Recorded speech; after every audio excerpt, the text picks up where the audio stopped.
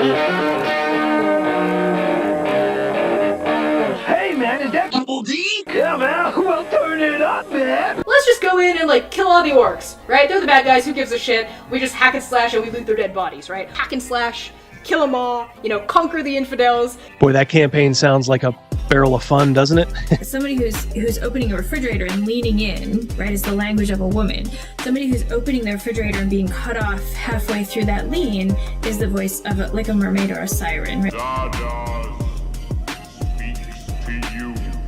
This is not the face of the hobby anymore.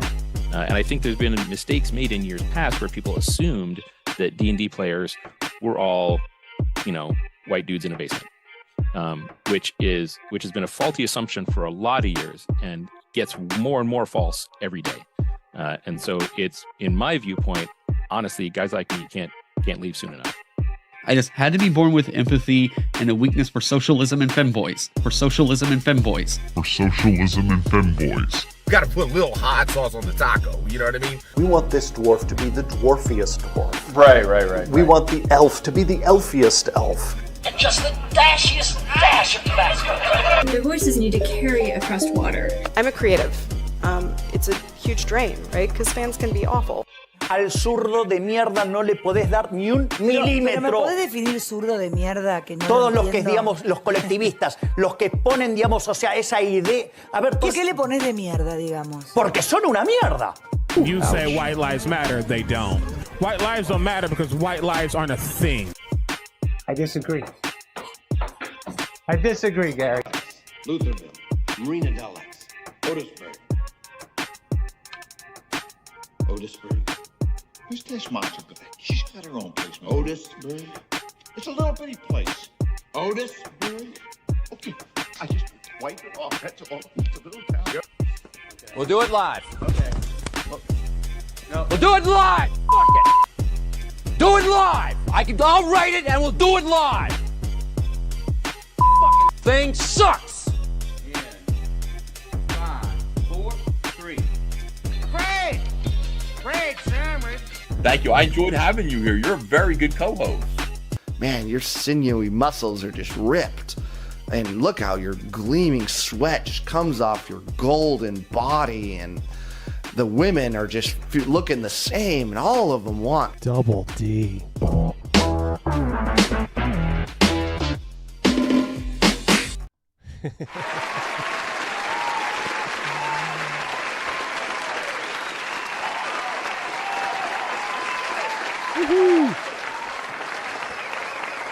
Did anyone guess?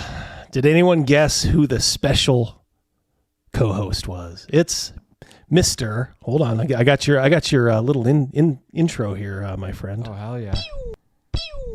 There we go. Mr. Pew Pew, Mr. Zolt. What's up, gang? How are you doing? Doing great. Glad to be here. Yep. Yeah, no mouse tonight. He got called away. Family stuff. Nothing dramatic or anything like that. He was bummed too. We went to lunch today. I took the day off of work. Got a nice sandwich. Talking about the channel. Talking about how much we love you, you mooks in the chat there. And then an hour later, he's like, guess what? I can't come. His wife called. They got something to do. I was going to say, and Rogan's going to be a little late, but I think I hear Rogan right now, as he may be coming by. I'm going to turn the camera off just in case he's still a little camera shy for a second here. But in the meantime, look what we have here. We got Hungar. If you're good at something, never do it for free. The Star Variant, $5 already out of the chute. Thank you so much, Hungar. In the house, indeed. I'm in the house, you're in the house. Rogan is in the house. Make yourself at home there, buddy. Good. Thank you very much, Hungar. One of the best YouTube channels out there, Hungar, the Starvarian. So how's everybody in the chat? Yeah, we got a lot to discuss tonight. We going to talk about the article that came out about Tencent and D&D maybe being for sale. I don't know. We'll see. Look what we got here.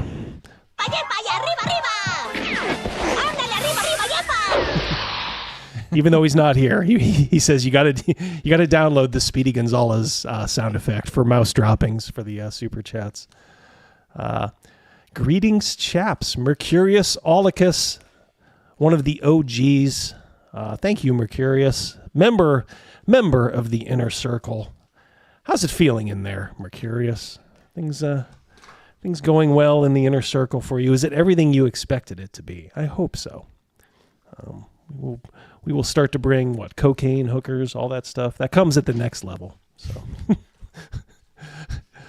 Jeff Hatch, Kyle Brink sucks. $2. He's not wrong. Yeah, that's right. Succinct, to the point. You got your $2 worth there, Jeff. Thank you very much. Let me give you a little duck hunt dog. There you go. Thank you very much. Mouse wanted that one too. He gave me a whole list of sound effects. Yeah, we're playing with them. Rogan, how are you doing? Oh wait, hold on, Rogan. You have your own intro now too. Well, without Mouse being here. You are my number one guy. Yes. It's like when like the Enterprise, when Kirk's off the ship, Spock's in charge. When Spock's off the ship, Scotty's in charge. Scotty's off the ship. I think you get down to Sulu. Not looking too good at that point. Yeah, that's right. And then I think there was a guy named LaSalle, like Mr. LaSalle. He was like in 2 or 3 episodes, and I think at one episode he actually was in command of the Enterprise. Probably the biggest nobody you've ever heard of. Oh, Doctor! Look what we got here. Something, never do it for free. Paris Sangvi, channel member. Thank you so much. $10. Wow, you guys are really you get me right here tonight. My feels. We're just starting. Good Lord, you guys are very generous. Thank you so much. We love you. I just postponed my membership. I was going on vacation, so I did not want a recurring payment while overseas. Sorry. Don't ever apologize for that. I will be back when I come back. Regards, Paris. Paris, you don't ever have to apologize for that. I do not take notes of who's in, who's out. Trust me. I only look at the member total, by the way. Just like, I have X number of members. And then I see you guys here, and then, of course, I'll give you guys some special content. So, yeah, don't ever feel like you have to apologize for that. Got here. You got that there, Rogan? What's going on here? The machines are taking over. Yeah, that popped up as I was Is that trying to Nightbot type on your something. phone? Hungar. I want to be on that next level with the cocoa and promiscuous women. Hungar, we're going to grandfather you in. We good with this, Rogan? Hungar is grandfathered in? Oh, absolutely. Yep. Oh, absolutely. You're right there with Mercurius. You're knocking on the door. We're gonna get a nice. Do you prefer blondes, redheads, or brunettes? Let me know. Let me know there, Hungar. Thank you so much. Lord Mercurius again. Ay, ay, ay. Good at something, never do it for free. Something to look forward to. I was just expecting a decoder ring. You get so much more than that. Ooh, Jeff from Denkar. Troll Lord needs to buy Greyhawk, Ravenloft, and Dark Sun before the commies can. Not sure we can save them all, but we need to save what we can. That's right, Jeff from $5 Canadian. Thank you so very, very much. Give you the Duck Hunt dog. I got a email, boys. What if I told you a fairly big RPG company reached out and asked if I would review some of their books? Oh, really? We're talking like mainstream here. Oh, very nice. BFT. Yeah, I didn't know what to make. I thought it was I have so little, I was not that I was born with like low self-esteem, but I'm always looking for the other shoe to drop. Like, this can't be right. They can't mean me. So I checked it twice, and I think they do mean me, but I'm not sure if I'm going to do it. I probably am never gonna like take money to review stuff or like be a sponsor Here's what you or whatever. could get out of it, though. You know, it's not money, but you could provide like feedback that sort of tends to skew these games in the direction we would more like to see them go. It's probably true, only yeah. A grain of sand on the heat. This would be better if it had more bare-breasted women in it. That's can't go wrong there. That's for sure. Yeah, so it's I think the only thing they would probably do is just send me review copies of stuff. So which would be fine with me. That really doesn't count as far as like getting paid, but interesting. Dead Marsh. Oh, look at this. Trying to worm his way into my good graces. Dead Marsh, thank you very much. Your reviews are really good. Your Dragonbane review. Yeah, that was a pretty good performing video, Dead Marsh. It did very well. It helps that I like Dragonbane. Yeah. If only they would send me stuff to review. Huh.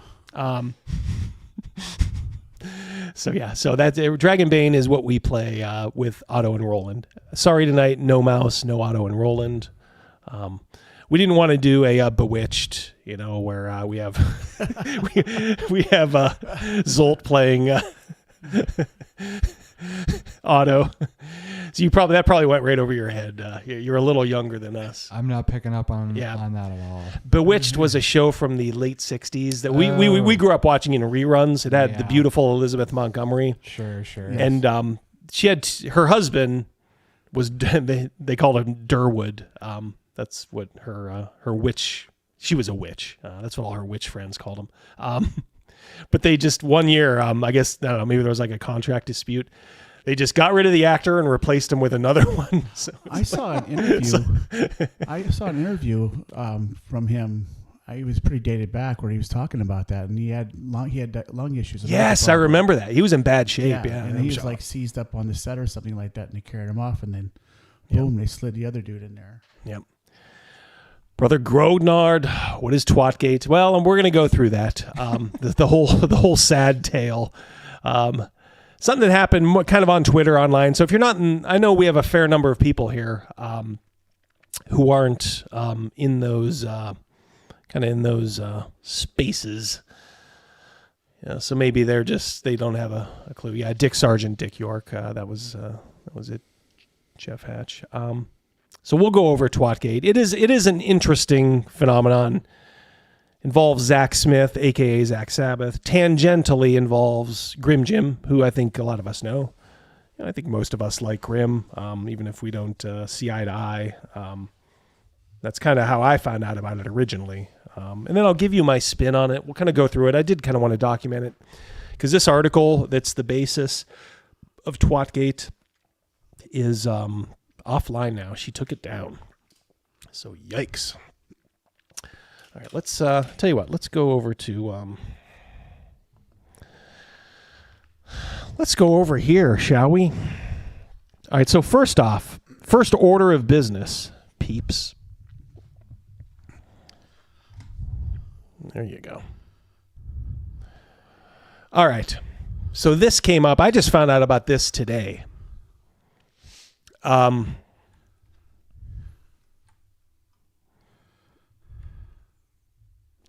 Hasbro seeks to sell the well-known IP Dungeons & Dragons and has made preliminary contact with Tencent. So you'll find a lot of articles out there giving their spin on it, and I think RPG Pundit, I know, did a video on it today. That's kind of what originally alerted me to it. Of course, he gave his thoughts on it. This is the actual article that was the source of everything. I had to translate this from Chinese, so if there's any English here, it's not it's Google's fault. Snow Leopard Finance has exclusively learned that the American toy company Hasbro is seeking to sell its well-known IP D&D, and Tencent is one of the potential buyers. Negotiations are still in the early stages, and the two sides have not yet agreed on the details. Put this up here. 1 second. Justin Sutton, have you ever used Fate Core? I have not Justin. I've never used Fate Core. I've heard some things about it. It never grabbed my fancy. Thank you, though, $2 super chat. If anybody in the chat has played, maybe let Justin know what your thoughts on Fate Core is. Continuing, negotiations are still in the early stages, and the two sides have not yet agreed on the details of the transaction. So this seems pretty already like the first two paragraphs. D&D for sale. Mm-hmm. Okay. Let's continue. Now remember, this is the source of everything here. So I want to go right to the source. According to people familiar with the matter, the financial crisis Hasbro is facing is the main reason why it's considering selling D&D. And Larian Studios, invested in by Tencent, is the intermediary for this transaction. Baldur's Gate 3 is developed by Larian Studio, and it won the 2023 TGA Game of the Year award. Mr. Zolt, you are a huge fan of Baldur's Gate 3, are you not? I do really like the game. It's great. Yeah. A lot of fun. Yeah. So of course, that's it's considered one of the most successful D&D adaptation games. That's for sure. A lot of people like it, even if they don't like 5e. I think people have said like 5e's kind of gets unworkable on the tabletop, but in video game form, it's pretty good. Yeah, I would say it translates over really well to like a video game progression RPG. Kind of makes you wonder why it, maybe that's just kind of how these tabletop games have been kind of progressing over the years, more and more kind of video game friendly, to where they can put that system in a video game and it just kind of fits like a glove. No, Yep, you're not wrong about that. Yeah. Let's see here. According to people familiar, Hasbro's blah, blah, blah, blah, blah, blah. Due to insufficient funds, Larian finally introduced the deal to shareholder Tencent. Let's see if there's any more worth here. Hasbro was founded in 23. Okay, we all know that. It's a board game. But now this century-old company is facing a huge crisis caused by losses, and its stock price has fallen from a high of 108 to 51. Yeah, ouch. Second here. Do you get the feeling then, since this like intermediary is being used and they already have a history of adapting Dungeons and Dragons to video game format, that they're going to continue towards that digital trend where it's going to be around, the digital tabletop instead of promoting like in-person groups as much? If they buy it, because they know where the money is. $5 super chat from our friend Chris Miller. By the way, guys, we're gonna have a giveaway. I'm gonna have a couple of Mad Scribe magazines that Chris was kind enough to send me. So we're gonna do a giveaway a little bit later on. So stick around if you want the latest edition of Mad Scribe magazine. Always very cool. It's great reading material. Put it in the bathroom. It's a great Johnny magazine to put in there and read while you're on the John. That's what I do. Hey, Double D, what if I wanted to get some of those? How do I do that? Well, you would just go to the affiliate link in the description. Oh. You just earned your money there, Rogan. Yeah, in the description of my videos, these live streams, you can always find a link. So please use that. Not even so much for it. Look, Chris is so kind, super chatting. I doubt I'd take any money from him in that regard, but it would be nice for him to know like if he's getting any sales from us. So please do use that link. Show the dude some love. Absolutely. I've been saying that this would happen for over a year, but no, I'm just a conspiracy theorist. It's a lonely life always being right. I know. We know the feeling. Those of us who over the last 3 years have seen a lot of our conspiracy theories come true. So thank you, by the way, Chris. Very much. Continuing, they're just kind of saying how Hasbro's in the shitter a little bit. Although Baldur's Gate 3, I think, did help them. According to the financial report, as of the third quarter, it suffered losses for 4 consecutive quarters due to the drag on its main business of toy sales. Well, quarter 2, 2023, it has been even negative free cash flow. Ouch. Yeah, that always hurts. I'm a CPA, so that hurts. Negative cash flow is not something you want. According to Forbes, in response to the crisis, the company significantly laid off employees last year. We all know they did that. The D&D related IP it holds are high quality assets. Yeah. Are we sure about that? Debatable. I mean, as a full asset, throughout its history, yeah, but lately, I don't know. It has achieved considerable success in video game adaptations, BG3, both fame and fortune. I love the way these Asians are, with both fame and fortune. It's only won 6 TGA awards. All right, they're just pumping up BG3. We know how good that is. Surpassed the Harry Potter IP at the commercial level. Oh, wow. Hogwarts Legacy, okay. Financial reports, blah, blah, blah, blah.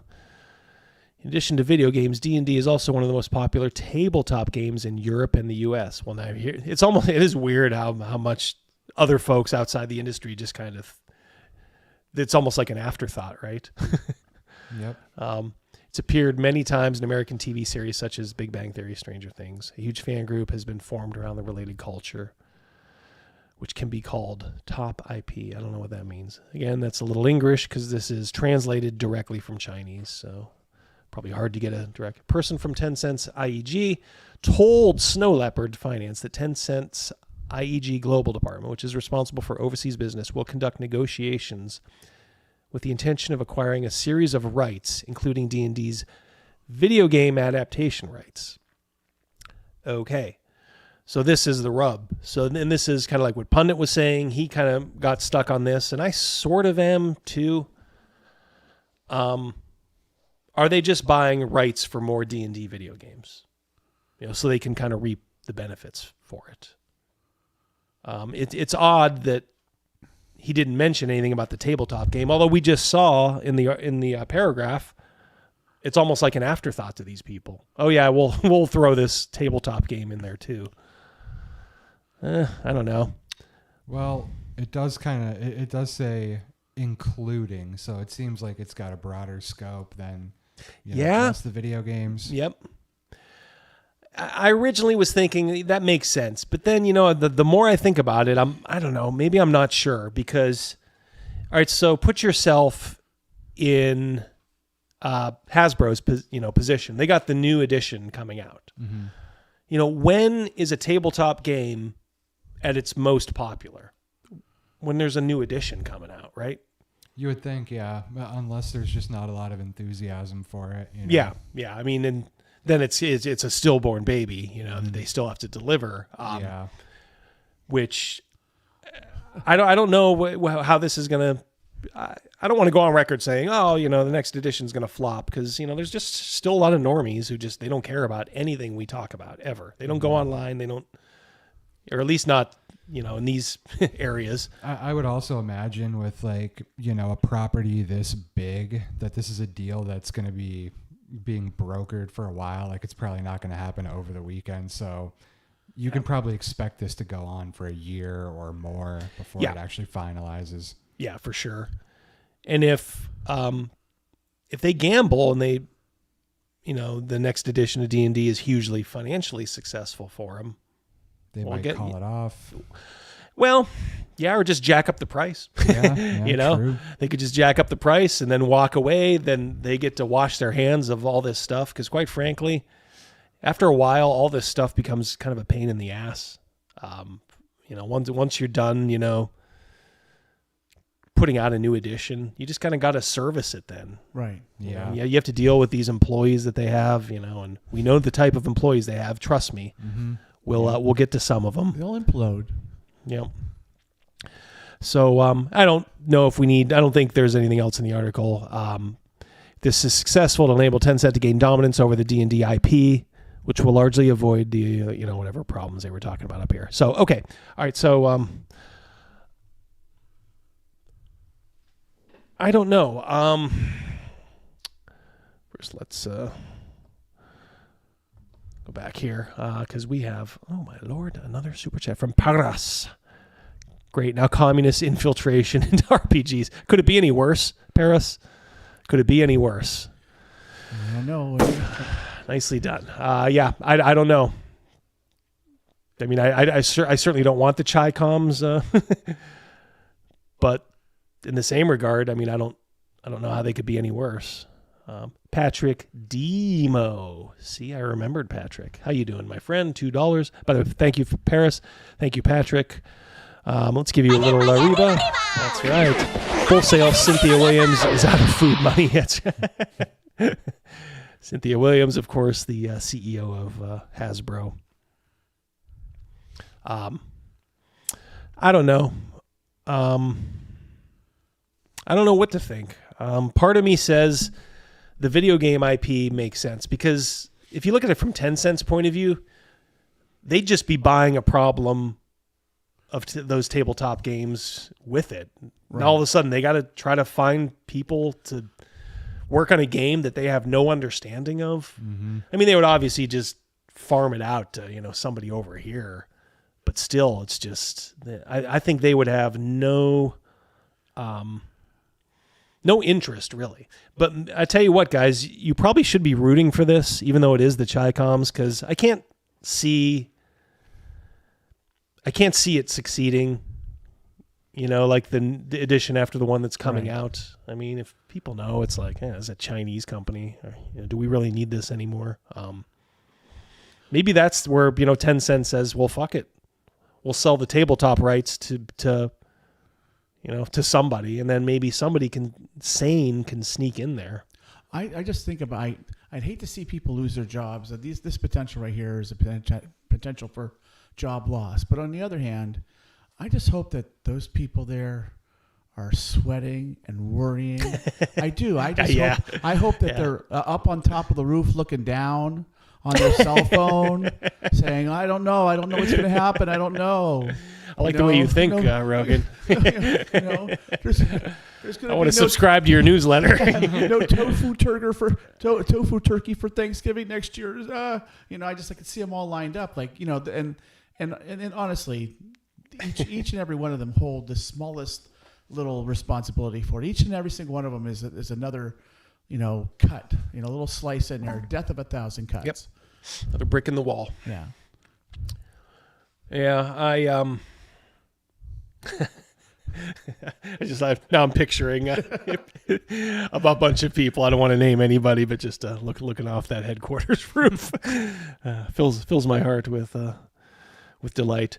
And I tell you watch too, because just like when a black person votes Republican, and then some leftists will just go apeshit, and they'll reveal themselves to be the most racist person ever. Watch what these people say if someone like Tencent buys it and a Chinese company owns it. They will start to curse everything Chinese. $5 from Dead Marsh. Dead Marsh, thank you very much. $5. Thank you so much. Didn't have anything to say, but that said it all. That said it all. Yes, I think we put up one of his earlier. Yep, Paris. Good Lord, my friend. Thank you. $5. I wish a Japanese company bought it. Then you would get girls in bikini armor on the covers again. Yes. And more tentacles. Oh God, we got tentacles. I would weather that storm. I would too. I would absolutely weather that storm to get. Yeah, if we could get a Japanese company in on this. I think the Japanese company would do it right. It'd have a different look, but it'd be pretty pleasing. Mm-hmm. Zol Yin, how you doing, my friend? That country proved they can make endless money supply with their last 2 games. Genshin Impact, Honkai Star Rail. Imagine D&D MMOs with the toxic, abusive gacha mechanics, slot machines. Yep. Subscribe to Zol Yin, won't you? Good dude. I like Zol Yin. Cal, look at him popping in here. Look at this. Does Elon even know of D&D's existence? Yeah, he is kind of one of those nerdy. Obviously he's the richest guy on the planet, but I don't know if he's ever outed himself as a D&D player. Have you guys ever heard anything about Elon? I have not.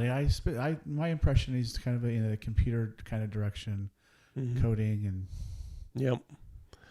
Yeah. So unfortunately, we don't have like a white knight waiting to just kind of be like, you know what, I'll do it. He probably did. He doesn't want to deal with these people either. Thank you though, Cal, for $2. Look at that. The moderator comes over and slides in $2. Now remember, guys, I'm going to expect, I released a video this week on the MCDM RPG, and that means Matt Colville. So that means all the little Matt rats are out. It was a very good video. Thank you. It was a very good video. Yeah, I put a little effort into it. I mean, I put a little effort into all of them. Oh, absolutely. I just wanted to state that. I did put effort into it. But yeah, they're already starting to circle. If they ever come in the chat, guys, let us know just by putting in little emojis of rats. And then just say rats in the chat. Rats in the chat. They usually don't bother over here. They just bombard the videos and then try to downvote it and think that does anything other than improve its reach. We'll show them. We'll just show them. Like I told Black Lodge Games when they were on a couple weeks ago, they had this thing where they love just somebody will write a wall of text and they'll just write a one-word response to it, like nope or wrong, and then they'll get another wall. Just it's like they're like on marionette strings. Oh boy, yeah. What do you guys in the chat? The Japanese thing. Yeah, blah, blah, blah. It's like Hasbro wants to sell Tencent. Yeah. I don't know, guys. I can't. Obviously, it's too early, and I have no special. I mean, I'm in finances, but good Lord, I'm not into like international deals and all that stuff. I am into common sense, though, and I will say this: that selling the D&D tabletop as a throw-in is a possibility. I don't doubt that the real gold here is the video games, but if you're Hasbro, why not throw it in or make them take it? Just say, hey, look, this is part of the deal. You have to take this. I'm curious about something. Hasbro and toys, the synonymous since 1930, whatever. When Hasbro has a run of whatever toy it is, soldiers, whatever. Mm-hmm. Who makes those toys? China does. That's true. Yeah. Yeah. They could just kind of cutting the middleman out there too. Kind of, sort of. Yeah, but I don't think Hasbro is going to sell their toy. I think they still, although I don't know. I think they may. I think that's where they're losing money, aren't they? Isn't that what the article said? They're losing money on the toys. I gotta say, I'm like, I don't follow this as in depthly, but I kind of try to read between the lines here. I think that, yeah, they're losing money. That's without saying, obviously. Just I think there's more to it. My heart and my feeling tells me that there's been discussions for a long time before it came to us. I mean, longer than probably most of us will realize. Yep. That's kind of how these kind of things go. Yep. Yeah, it should be an interesting year. You'll probably see a little bit more smoke on this after, or conversely, you won't hear anything anymore after the new edition drops, which might be maybe mid-year this year. Not quite sure. It'll be ready for Gen Con. Yeah, that's right. Oh God. Yes. That should be interesting. Yeah, didn't they pull that? Was it the last year we were there? They were talking about next, or they didn't have an official booth the last year we were there. If I remember, they've never had a booth at Gen Con. One year I thought they did years and years ago. They just farmed it out to Gale Force 9. I think used to do their dirty work. They might have to now that they're actually getting some competition that's real. Yep, Twatgate. I tell you what, before we do Twatgate, do you guys want to watch a Garibay video? Sure. I love that dude.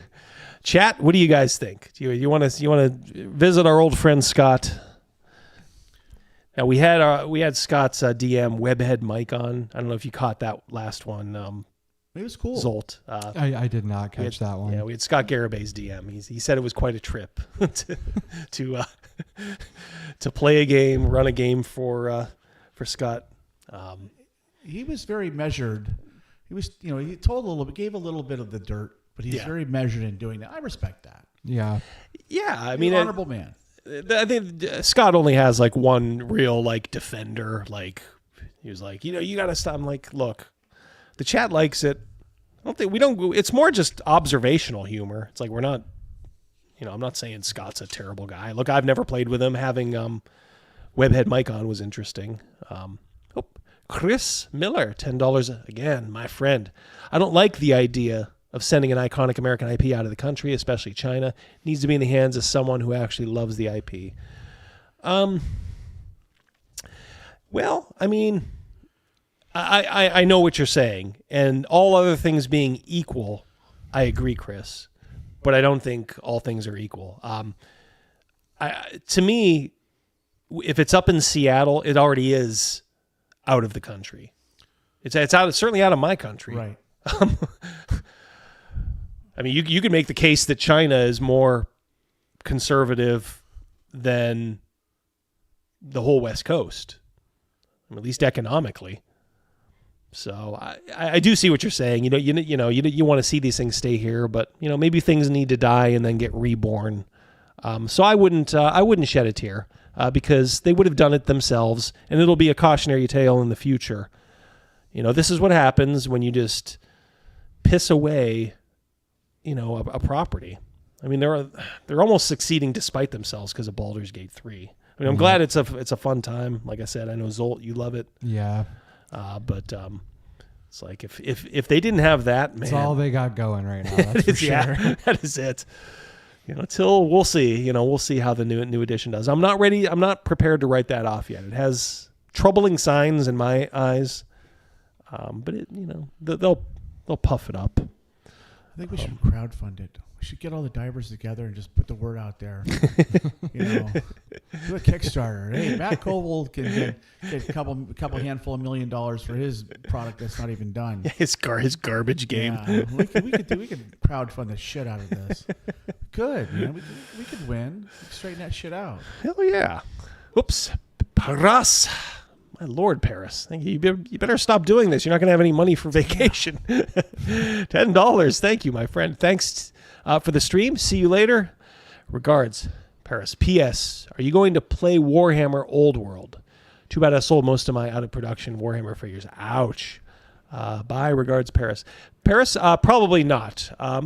I've never done any of the Warhammer role-playing. Now, I do have a couple of 40K armies. Rogan is an old 40K player. Even Zolt, you at least have a kill team. Yeah, I used to play 40K back in the day. I haven't played any of the newer edition yet. Yeah. Did you sell your figures, or do you still? No, have them? I still have them. Yeah. Yeah. So we're certainly not averse to Warhammer, but just the RPG. I know how well thought of the original Warhammer, fantasy RPG. Warhammer does have really great lore. I think it does make sense to make an RPG. Yep. Could be cool. Yep. Have a great time, Paris. Thank you so much, buddy. Much appreciated. Very generous. Thank you. Yep. All right. So let's. This came up. Remember last week, Rogan? Somebody's like, you should watch this Garibay video. It's Garibay by night. I remember that. Yes, I remember. I found it. I have no idea, as usual, what's in it. So we'll visit our old friend Scott. Hope you're watching, Scott. How you doing? Hi, this is Scott Garibay, and today I want to talk about the top 10 games. Great lighting already. What is going on? I'm hooked. I got to see what's going on. Yeah, I know. Yeah, I have to. You should stop playing immediately, so that you can be ready to play the 2024 core rulebooks for Dungeons & Dragons Infinite Edition, right? And today, the specific game we're going to talk about is Call of Cthulhu. Ooh. All right, so let's jump into this. So first of all, why am I doing this video? That's a totally fair question, right? So first of all, I keep a sharp eye out. You cannot see one. You can't see one thing in this. I honestly was hoping he was to say, I'm running from the law. I thought it was maybe just my angle, but no, it's really just that dark. He was starting up Crazy Train. For Dungeons & Dragons Betrayers, right? What is a Dungeons & Dragons Betrayer? You've seen them, all right? Anybody who's ever done a video that says, here's the top 10 games you can play that aren't Dungeons & Dragons. That is a Dungeons & Dragons betrayer, right? Somebody who is looking to virtually shiv D&D in the virtual back. Virtual shiv in the virtual back. D&D's performing seppuku right now, right? Yeah. There's no backstabbing there. It's cutting itself. I don't understand what he gets out of this. This fierce loyalty to Hasbro and D&D. I just don't understand It's it. beyond it's beyond a passion. It's like a zealousy. He can't let go. No, he can't. the video's like, why even turn your camera on? All right. See, he's not passing anything here. So yeah, somebody pointed out he must be on the highway, maybe. Yeah. Right? They hate that D&D. They think D&D is a bad game, and they hate that it outsells their petty little, like, useless OSR or indie game. And they're saying it to move players from Dungeons & Dragons now, Dungeons & Dragons 5th edition, to whatever petty, silly little OSR game or. He just ran over something there. Just catch that little wiggle wobble. And you're like, well, Scott, why isn't it okay for everybody to just play what they want? Because this is 2024, baby, and you can check that noise at the door, okay? Screw your freedom, baby. Yeah, you get it. Yeah, freedom is. He's got a no tolerance policy.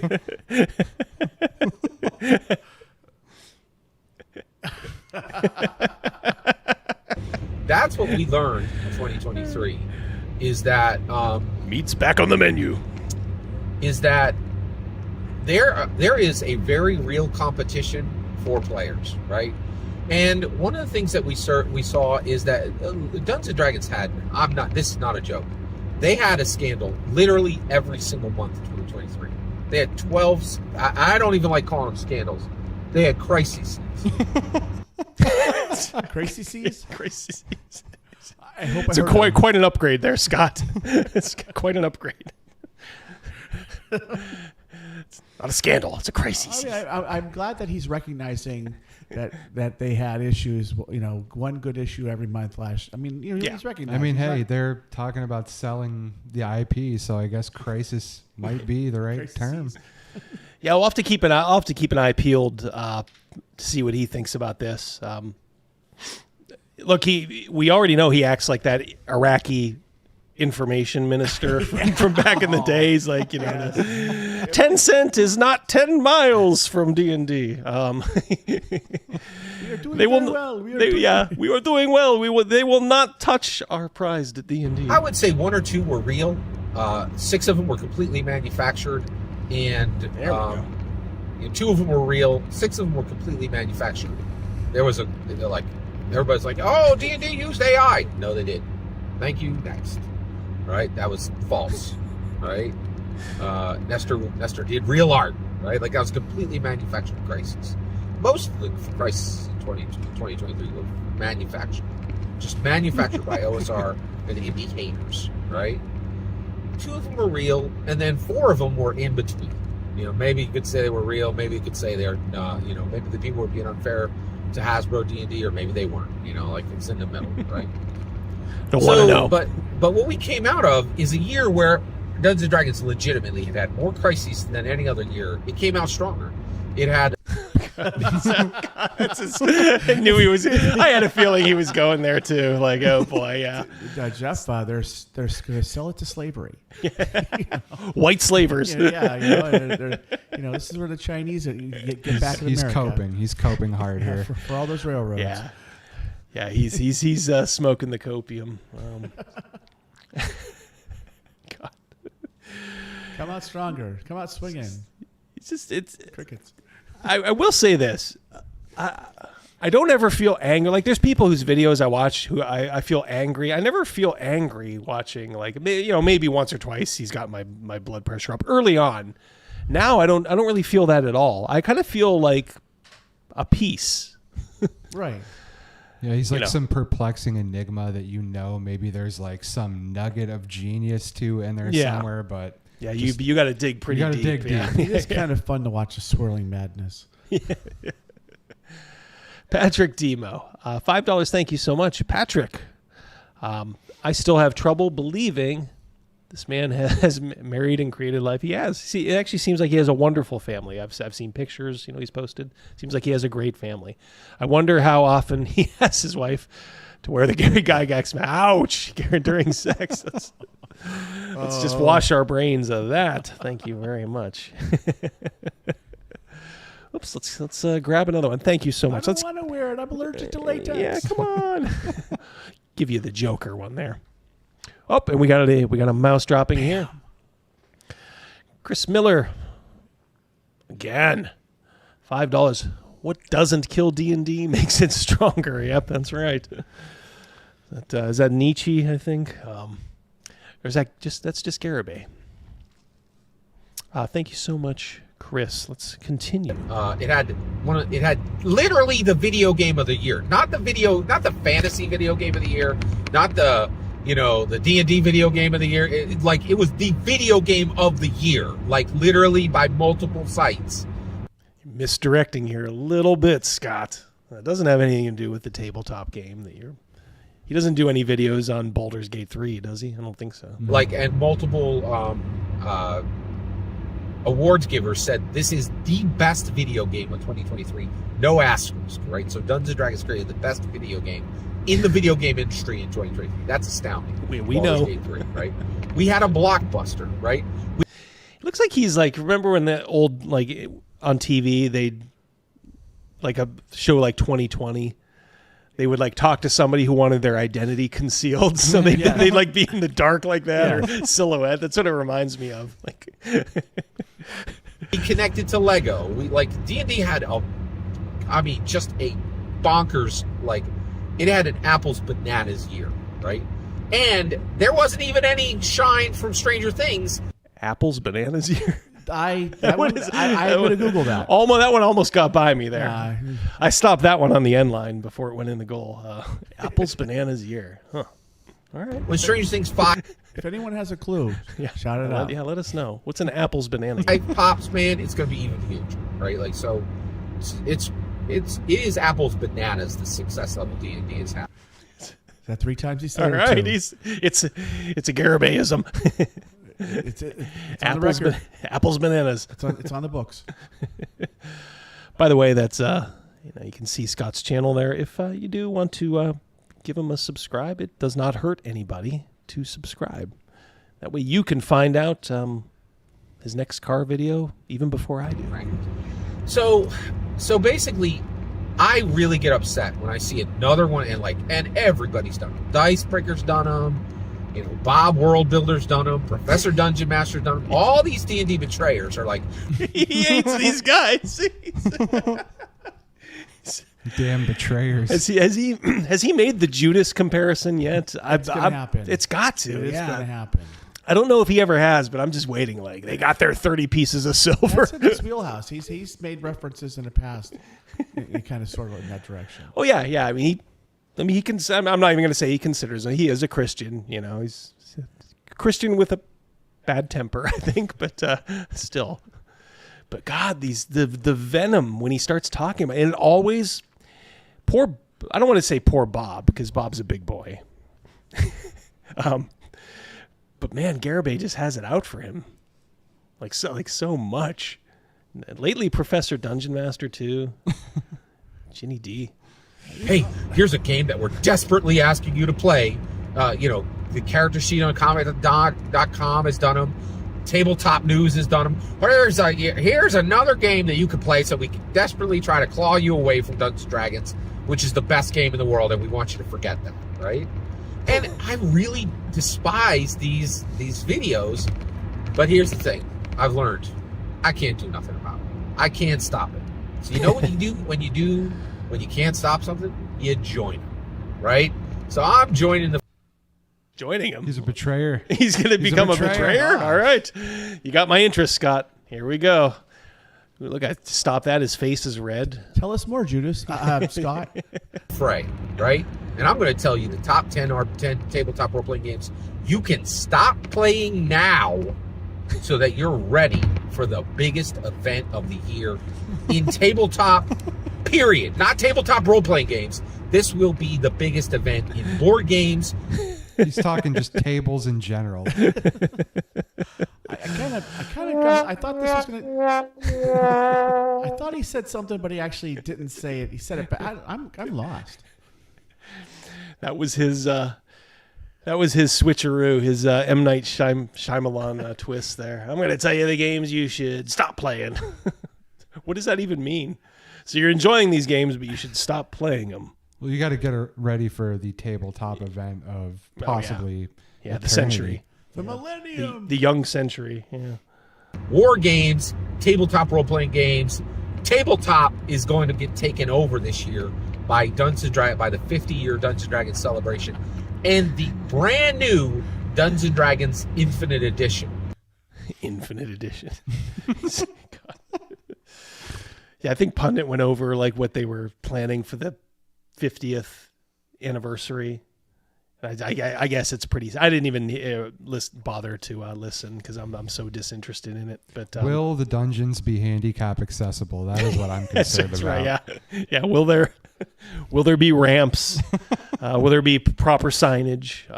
That's what we want to know. He didn't even say, like Pundit even said, he's like it's not even anything we would object to. He's like, it's just kind of sad. It's like just what you wouldn't expect for like a big 50th, but look, you don't have any talent there. What do you want from the people, huh? Chris Miller, again, $2. Thank you. You gotta put a little apples and then bananas.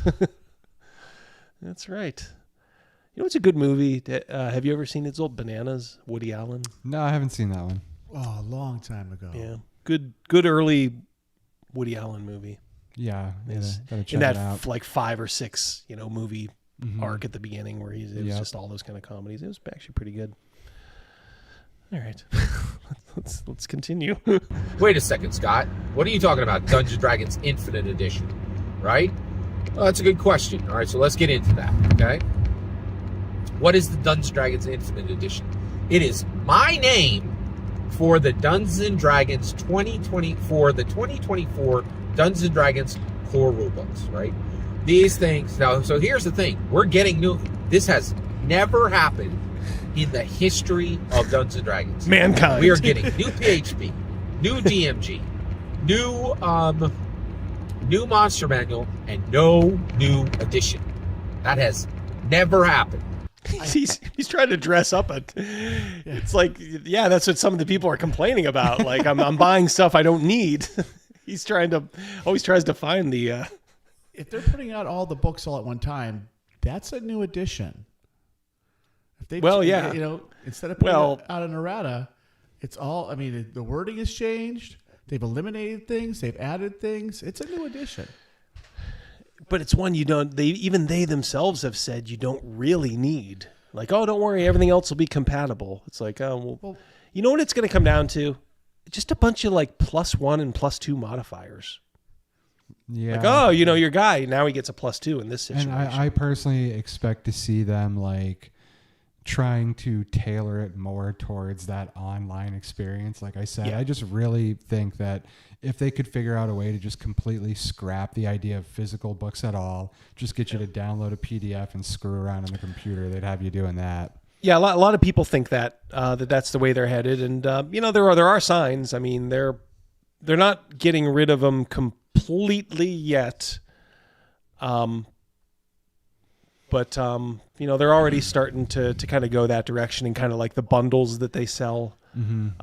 They want you. They don't want the bother of printing out books. And look, I mean, they're probably not the only ones, especially in the print runs that they have to do it in. Now they probably get economies of scale, of course, to make it kind of worthwhile. I mean, I do think that, the idea of playing some sort of online game, if you've got, your friend in Canada and your friend in Australia or whatever, it's cool that you can do that. It is, nothing's going to replace that. Yeah, to get a group back together, play with friends. It's certainly, better than nothing. Better than not playing. Right. Yeah, exactly. But if you're just kind of defaulting to that VTT experience without even trying to get a couple of people together, look, you can have, in my opinion, a high quality. Well, look, I think we prove, usually on a weekly basis, not tonight, of course, that you can have a high quality game with just 3 people, a DM and like 2 players. Oh, yeah. Absolutely. I mean, you look at like the Conan the Barbarian movie. I mean, it ended up being 3, but like Conan, Subadai, eventually Valeria. Plenty you of could great stories with just a couple of heroes, no doubt about it. Yeah, in fact, I mean, I kind of like it. After I love DMing the Friday night group, but it does get Things big. certainly at times. move quicker with the fewer people, and you've always got as many NPCs as you need to fill those. Yeah, fill those empty spaces. Reminds me of like the like Napoleon early in his career was like a hands-on general, but then he became the emperor. Just got too big, so he had to kind of like delegate. Things, and he was the overseer, and of course he made all the crucial decisions, good and bad. But towards the end, it was right before Elba when they were driving him back into France, and he finally got to take like operational control of his armies again, and like he did a number. They just had way too many numbers, but he was doing a number on him for what he had. Yep. And it was almost like liberating, probably for him. I think he might have even said so, that he was able to like direct the actual troops that are going into combat. And sometimes that's how you feel when you're DMing a small game of like just 2 players or 3 players. It's a underrated experience, I think. Even one-on-one. I mean, if you're comfortable with the person, you can have a good one-on-one game. I spent a couple of years playing James Bond one-on-one with Gavin Morgan when we were kids. Yep. But that of course is the quintessential one-on-one game. I always wondered in that game, like, how would you have like we have two agents going, are they in the same hotel room together or something, I don't know. It just never seemed to me to make sense that there would ever be more than one player for the James Bond RPG. Like True Lies, you got Arnold, and then you got Jamie Lee Curtis. Yeah. Rolling up with the lipstick. That's true. Yeah. Yeah. If we'd have known any girls that played back then, we could have done that. Something like The Spy Who Loved Me. Yeah. The Russian agent. Could be cool. Was it Barbara Bach? One of the Bach girls. All right, let's sorry. We went down that rabbit hole. Never, ever, ever, ever, ever. And I hear you, but guess what? 3.5 was a new edition. Was, right?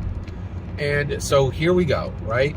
We are getting a new PHP, a new DMG, a new MM, and there's no new edition.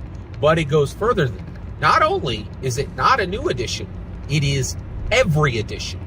We were very, very wisely, very kindly informed by Hasbro that this edition is 1D&D. It ends editions forever. It ends editions. It's the edition slayer. He lined them all up and shot them. That's right. Into the ditch you go. No crying, no crying. There are no tears in this. Death Angel Shadow. Bet Apples Bananas will be in the next D&D intro. It just might, Death Angels. Is it a healing spell? Is it a weapon? Apples, bananas? That's It's right. whatever you want it to be. Thank you for being a channel member. So it Death sounds like Angels. he's just playing a game of semantics here. There's not going to be any new additions. They're just going to every once in a while bring out a new set of books where the rules are kind of different. Yeah, but not enough that you need to get rid of the old ones. So people will start to catch on. Like, I don't need to buy this shit. Yep. Right. I mean, I don't know. Yeah, Edgelord, this guy's goofy as fuck. Right? There is no more. Welcome to our world. Moment the 2024 core rulebooks drop, D&D 1E, D&D 2E, D&D 3E, D&D 4E, D&D 5E stop existing. There will only be one D&D. If those books are on your shelf, they will disappear. they will go into the ether. They will stop existing. Man, this guy he likes his hyperbole, does he not? One, right? Now, the problem is, them OSR and indie people are not going to accept that language. They're not going to say 1D&D, all editions are dead. You know that, right? So actually, I know this for a fact because already multiple people have said I'm going to call it 6E. One thing that really upset me was Teos Abadia said I'm just going to call it 6E. He said it a long time ago. I think he might have changed his name changed his mind by now. But he's like, when it comes out, we're just going to call it 6th edition, right? And there is going to be an attempt to call this new edition, to call these new books a new edition. They are not a new edition. But you knows people, right?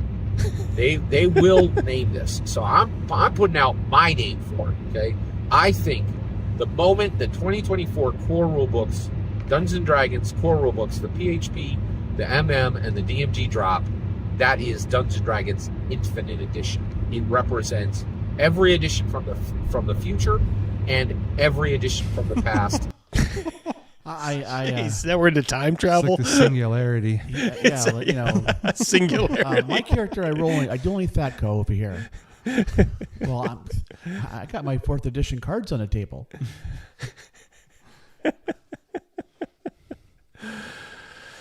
Oh Jesus, this guy is something else. He is remarkably opinionated, and I just absolutely love when his videos when he says this. I know it is fact. When he says those in the videos, that's where his zealothood shines. He really, he busts that out only on these real solid things that are rolling around his brain. I'd be happy if the new books had Thaco in it again. Yeah, I think you're need to start gatekeeping these people again. Oh, you're not the only one. Yeah, it's I think we've sort of all come to that conclusion. But it's like the traditional locking the barn door when the horse got away. No errata allowed. Yeah, keep them coming, guys. How's that? Human sacrifice, dogs and cats living together. Mass hysteria. Mass hysteria. Oh boy! All right.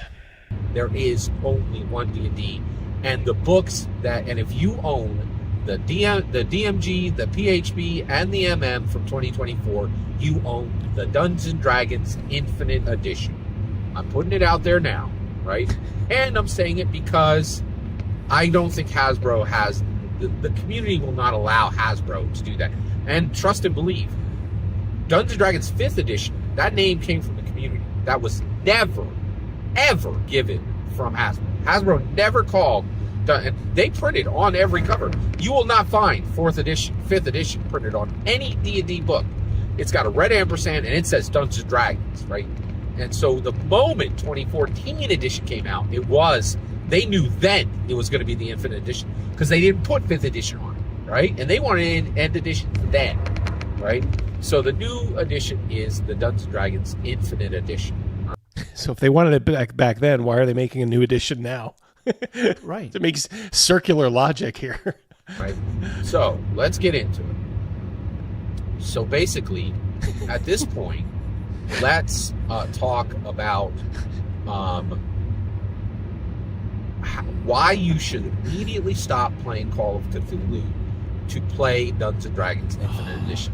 So he did mention this earlier on, right? Cthulhu betrayer. Now we're coming back to Cthulhu. Yeah, he's bringing it home, I guess, but it's like he didn't do anything in between to link these two. No, Well, this is the perils of going off the top of your head. Yeah, he speaks like a bee flies. Look, so some people can do it. I like I said, I got a tiny bit of low self-esteem, so I would never go into something totally unprepared. But this guy just he just fires up the camera and lets it rip. That's the difference between zealousy and responsibility. Thank you. He could learn a little bit of responsibility, but you really don't want to throw a monkey wrench in what he's got going here because he's really that's true. Oh, yeah, he's got golden. it zeroed in. Yeah, we don't want to. Yeah, for our purposes, yeah, we don't. Of course, he might get more than 30 views a video, which I think is his average. One, your game is bad. Okay, first of all, y'all. So Call of Cthulhu's about. All right, let's see what you got, Scott. Sit around waiting for your character to die or go insane, right? That is a terrible, terrible way to spend time. It's a weakness. I grant you. So the reality is, one, why sit at a table to wait for your character to die within 6 to 12 sessions, right? And why wait for your character to die in some damp, horrible basement, right? You guys should immediately... Doesn't want you, but I guess dying in a musty old dungeon is okay. Just don't die in an old basement. I did not think it would be going this way. Shooting from the hip, eh, Cal? Yeah, well. Scott's a master at it. Oop. Chris Miller. Damn. You do me honor, sir. Thank you. $10 super chat. A game so perfect that it needs no errata. It's releasing a new edition. It's not a new edition because they refuse to give it a new name. GTFO. Yeah, absolutely. Amen, brother. My thoughts exactly. Absolutely. Yep. Immediately embrace a game where your characters matter and they actually have power and they're actually of value, right? None of your Call of Cthulhu characters are of value, right? Also, in your Chaosium created game of Call of Cthulhu, the writing is bad, the rules design is bad, and come on. The art is bad compared to Dungeons & Dragons right now, right? Right now? The art right now? Oh my God. Do you remember some of the art from like Journeys to the Radiant Citadel? Oh, yeah. Liking that. Oh my God. Holy shit. Oh man. Bad design, bad rules. Holy cow. Jeez. Boy, this guy, he's got some nerve, doesn't he? Dumping on a classic. It's actually not terrible, right? Unless it's compared to Dungeons & Dragons, and then it is. Sorry, I'm pausing, guys. I got to pause on this because we need to soak this in, do we not? I mean, is he comparing apples to bananas right now? Yes. Right, because we have the best writing, the best rules layout, and by far the best art. The art in Dungeons & Dragons is so good that literally in 2023 people thought it was not humanly possible that the art was created. Right? Oh, come on now. Oh, come on. Scott. He can't. He can't. Hold on one second. He's a true believer. Yeah, you guys to talk a little. I'm absolute. I want to look. It's too good. I Only a machine intelligence could have created art this good. I would really love to meet this guy. Oh my God. Can you imagine having him like playing at your table? I can't even imagine what having this dude as a character would be like, or a DM for that matter. Oh, every single image throughout the whole book. You look through the book very carefully. All I just remember is every image had shades of pink and shades of beautiful purple. Exactly. In every single image. Patrick Demo, Scott's so damn salty. I feel my blood pressure rising. Yeah, don't buy in. Don't do it. I want to see if I can. Oh, perfect. Yeah, perfect. Yeah, this is the kind of art that he's talking about here. Oh, a festival. There's no way a human pulled that. There's no way a human made this, right? A human being could not make that. I mean, hand to God, right? It looks like some like shitty YA fantasy novel. Yeah.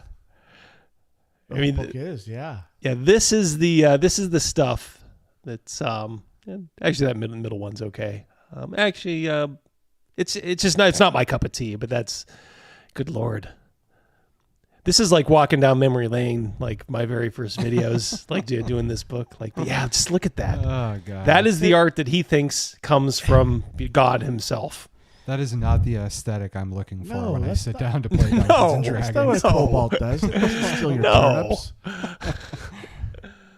I mean, good Lord, Scott. I mean, you've gone too far, man. You've gone too far. He's getting high on his own supply at this point. I think so. That exhaust leak. Yeah, he's got to crack a window in there. The artist on Dungeons and Dragons, Nestor, he's so good. He even fooled computers. Computers like, this art is so good, no human could create it. That's not why they. He's talking about the guy where they thought it was AI art. Yeah. And I mean, that wasn't the only reason they thought it was AI art. I mean, the AI art has a lot more, giveaways than just it's great because it's sometimes it's very good, but sometimes people can tell right away it's AI art. Like that's how like. So I'm not saying the art on Dungeons & Dragons is good. Computers say the art on Dungeons & Dragons is so good no human could create it. Right? Like it's not a debatable subject. Right? Like it's not debatable. Oh God. This is like objectively a reality element. All right. Okay. So, why should you come over to Dungeons & Dragons? I just gave you one reason. Now I'm going to give you another. You guys are incredibly valuable and you are incredibly smart. So one, you have been patient and you've been willing to play these deep narrative games, right? So frankly, I know a lot of people who play Call of Cthulhu and they're all smart and interesting people. They're just stuck with a bad game, right? So the reality is nobody's playing that game thinks it's, I mean, a certain, probably a very small percentage. There's a reason it's been around for over 40 years. Brother Gronard, good to see you, sir. $2 super chat. This guy wants to tell you about his paladin. Yeah. If you saw it wasn't last week. I think it was 2 weeks ago, Brother Gronard. We had Webhead Mike, who actually played and DM'd Scott in real life before I guess they had a falling out. He said Scott's a little out there and very angry. If you couldn't tell, the undercurrent of venom that he's been spewing this whole video. He keeps it hidden sometimes, but it usually comes out like that scene in, remember Lord of the Rings when Bilbo had the ring in his grasp when Frodo was there? He's like, let me see it, or he like jumped. Like I keep expecting that out of Scott here. Dungeons & Dragons need you. We need more dungeon masters. We need more. Stay on the road. He's on those rumble strips. Yeah. He's on the rumble strips. Pulling off to make a pee. These cars behind him are like, what the hell is wrong with this guy? I mean, it's one thing to hit a pedestrian at like 30 miles an hour when you're door dashing, Scott. When they may survive. When you're doing 65 on I-80 or wherever you are, it's going to be a little different. We need more dungeon masters, and we need more good players so that we can take over tabletop overall, right? Move aside, let the man come through. Let the man come through. Okay. Remind me of that. That's a good clip for the intro. Let the man come through. I like that. That speaks to me. And the reality is, Dungeons & Dragons has the ability to defeat every single product that exists on the earth, on tabletop overall, right? Wingspan sold 1 million copies, right? Wingspan is a board game, right? But it's in competition with Dungeons & Dragons, right? It's tabletop, right? No, Warhammer, we need to outsell them across the board in every single category. Look who's here. James, even though Mouse isn't there tonight, he said make sure when James has a super chat, if he does, we never want to assume, of course, but he said give him his special one. I think he likes it. So here you go, James.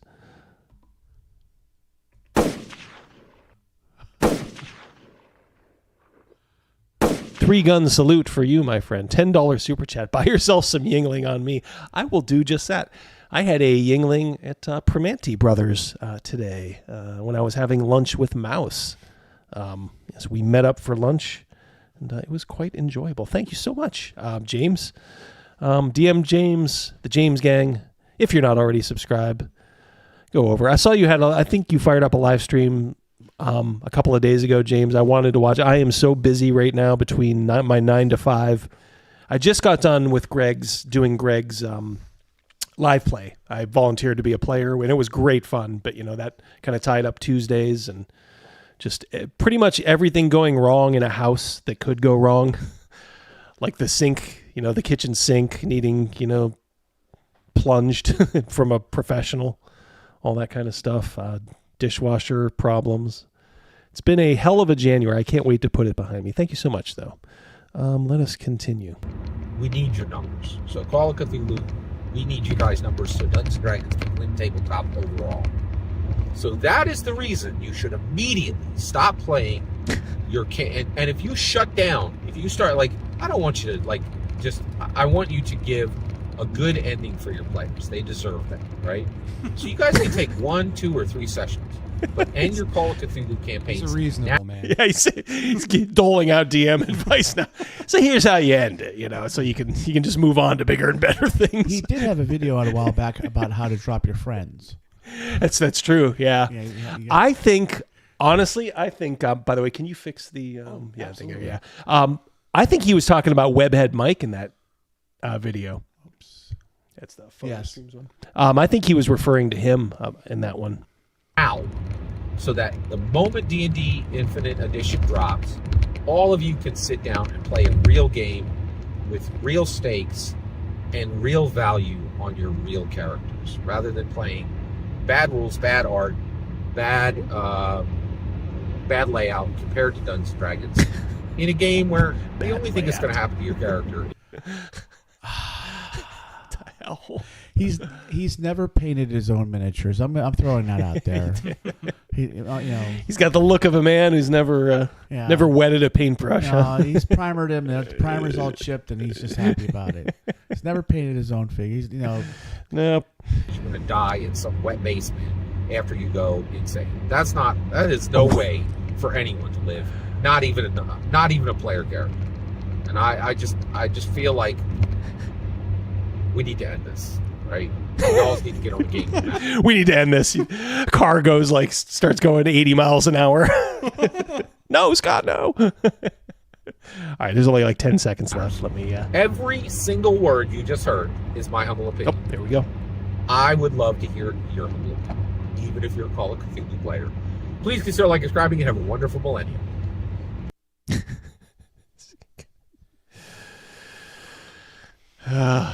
Matthew Smith, $2. Did he just assume D&D's gender? Yes, I think he did, Matthew.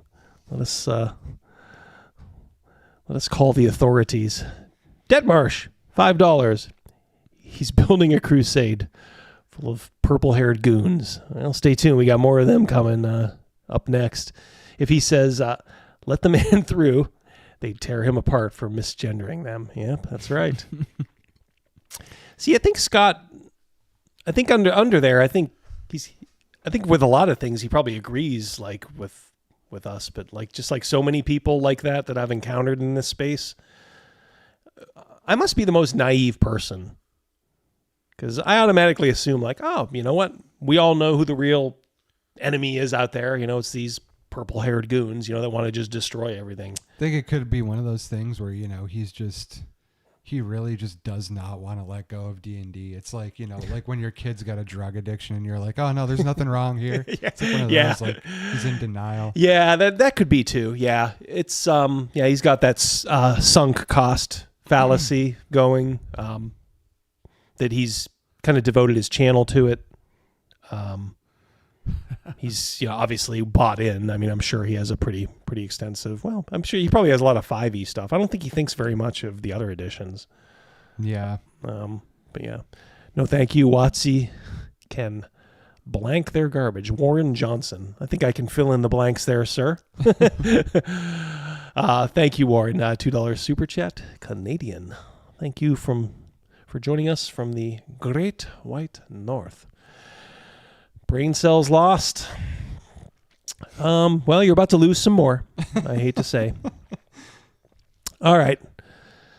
Boy, where to begin? All right, so let's get into it.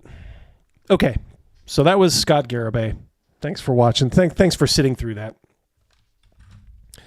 All right, so you guys, I'm always under the assumption, when I do this, it's just wise, when you have a decent audience like we have, 154 in the chat.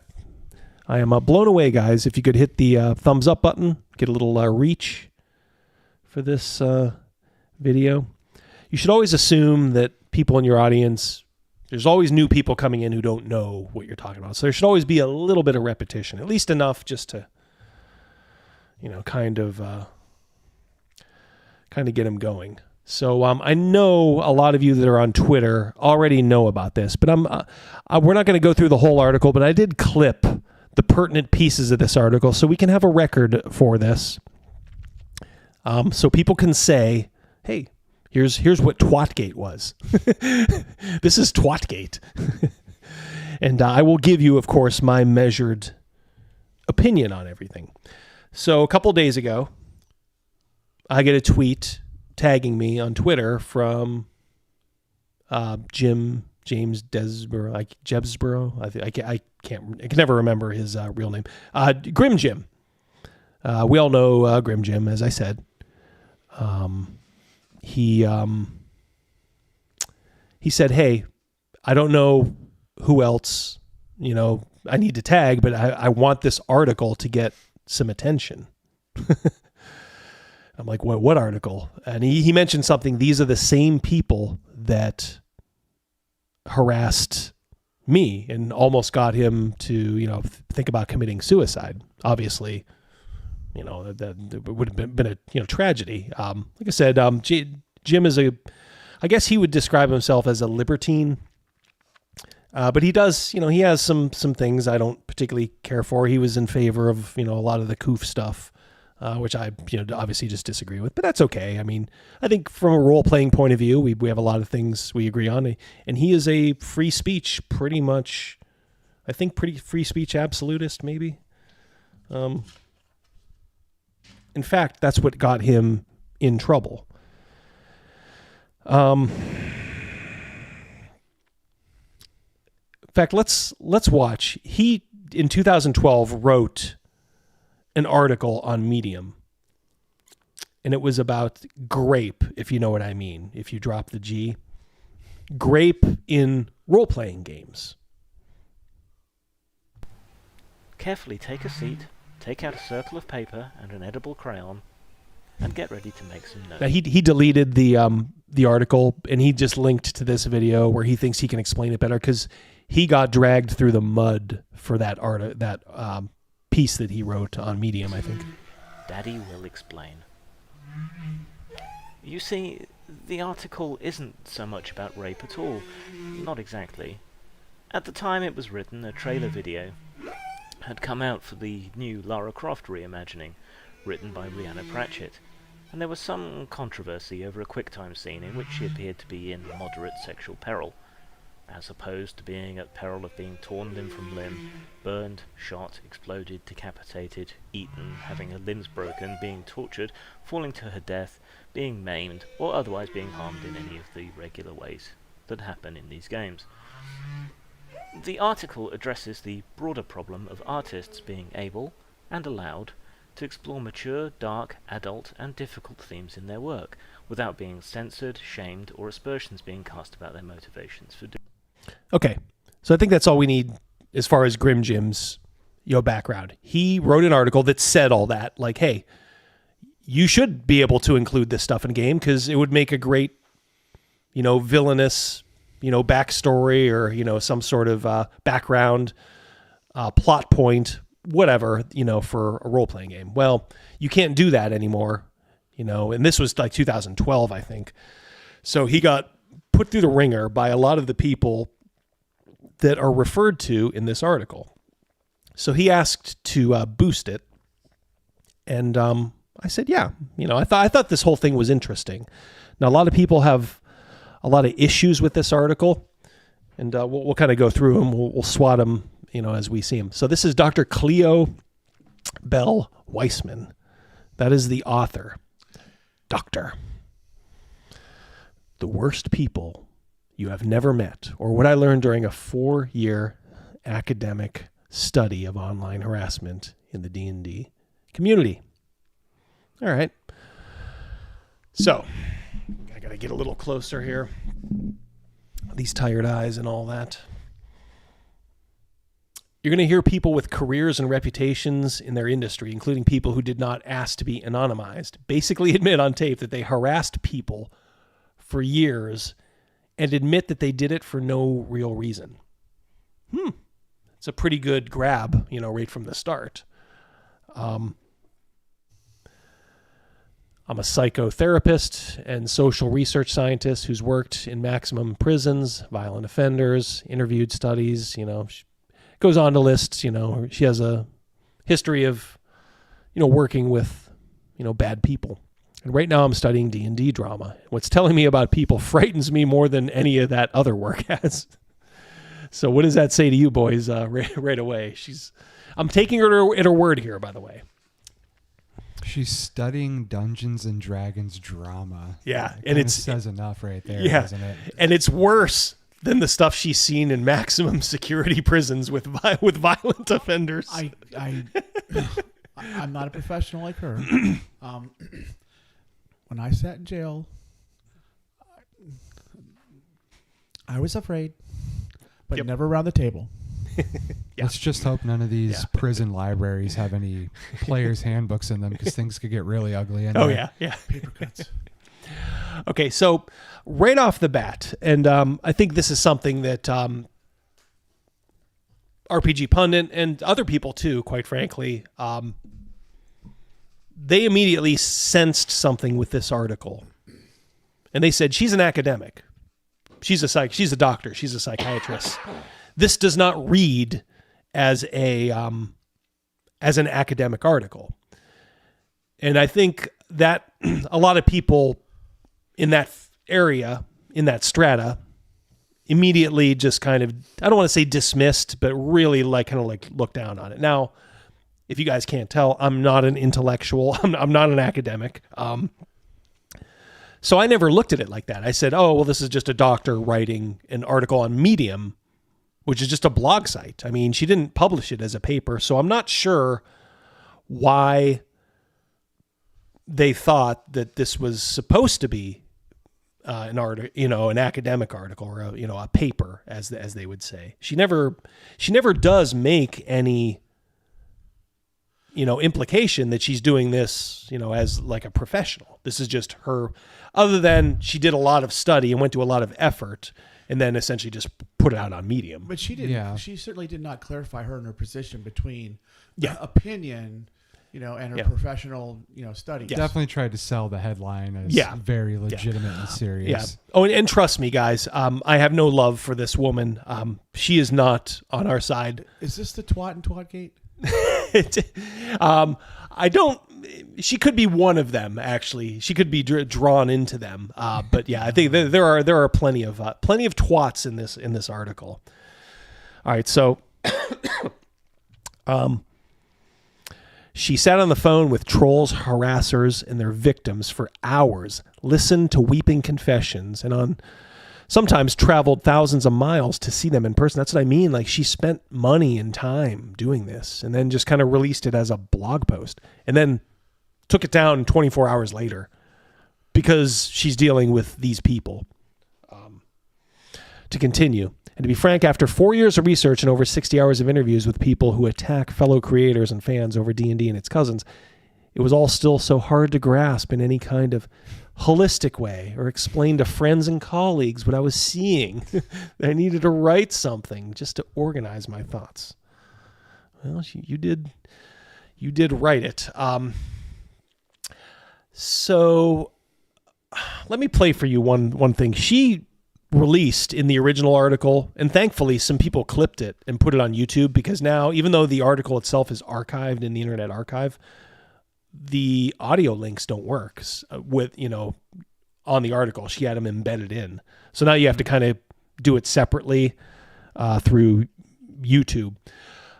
So here's a sample of one of the people that she was talking to and about. It's so easy, and it feels good. Like the horrible thing that people don't like to admit is that fucking being justified and getting stuck in, it feels good. It's like you're some sort of you're charged with some sort of duty to remove the bad person or whatever. And anyone who says that doesn't feel good's fucking lying, or they've got something else in their mind. It's the same reason young men like fighting or whatever. It feels fucking good to get stuck in, and if you're doing it and you're justified, so many dudes are just waiting for that. All right, so that's kind of a sample. I think that person was maybe anonymous. They didn't want to go on, but she actually, a lot of these people actually, they went on the record, surprisingly. Ringing the bell, having just escaped the world of incel culture. Okay, so this is where I started to think like, okay, this is not an objective author, to this article. She has a point of view. And even though she comes to some conclusions that we already know, people like Grim Jim already know, she is no friend of ours. Having just escaped the world of incel culture, I was not much interested in the kind of people that write shitty messages on Twitter because a new Star Wars character is black. Oh, fuck you. At first glance, that kind of harassment seemed both relatively well understood by my field and boring. You can almost feel like her tone coming through here. I was more interested in those who, at least on paper, were like the people around me every day and who were what the industry claimed to want to be: creative artists, writers, progressive feminists, LGBTQ folks. Okay, so she's outing herself here as, essentially one of these people that she's talking to, only she doesn't maybe go as far as these people. She has a line that she does not cross. Chris Miller, $5. MVP of the night, I think. She's not upset that her fellow woke friends did these horrible things to conservatives. Yeah, she's upset that she did it to her own. Yep. And that's, of course, one of the points I'm definitely going to make to Chris. But yeah, you nailed it on the head. Yep, she's not... If they had done this to a conservative, she'd have been like, so? Right. Yeah. What's the problem here? Do we got a problem? That's the slime ball. That's the slime that these people crawl out of. And she is a slime ball in some ways for pretty much almost acknowledging that that's the case. In fact, I'll show you. I think it's in the next slide. Well, no, I think it's right here. I know why right-wingers want to hurt diverse groups of creative people. I do not have a handle on why diverse groups of creative people hurt each other, and I desperately wanted to. So there you have it. So as a conservative reading this article, you're already like, oh, shit. Now, look, that's not to say I enjoyed the article, and I thought, for the most part, it was a little clumsily worded. She's not a very good... writer, but she gets her thoughts across once you know her point of view. So I didn't have a problem with the article itself. I had a problem with what she's bringing into the article. But she does kind of document what happened. The crux of her article is pretty well, documented. And this will, I think they said when she originally released it, they give you how many minutes it would take to read. This would take you 50, almost an hour to read the full article, and listen to the audio. So I of course clipped it down quite a bit, just so you guys can get a little taste of it. Even more, that community became increasingly diverse and interconnected, brought in many more people who were not white straight men. Whenever somebody calls, that out, it's a dead giveaway. This is a leftist that wrote this and produced many other games which take cues from D&D model but are different in 1,000 ways. There's now a thriving and diverse scene, full FOLL. See, that's what I mean. Like, there's certain things in this, that's like, boy, you didn't do just a spell check? Is FOLL, would that fool a spell check? I don't understand that. So I can see why, the academic people like Pundit were kind of like looking down their nose at it, even though, I kind of just accepted it for what it was. Making and discussing tabletop role-playing games, which is good, right, in theory. And by the way, I should mention the people that are mentioned here, they also harassed Pundit too, back in the day. But Pundit, look, Jim and Grim Jim and Pundit are different people. Jim is probably just a little bit more, I don't want to say thoughtful, but maybe, I'm not leveling this as an insult, but maybe just a little bit more sensitive than Pundit. Pundit just told these people, go fuck yourself. And, that was it. And by the way, that's what you should be telling these people. All right.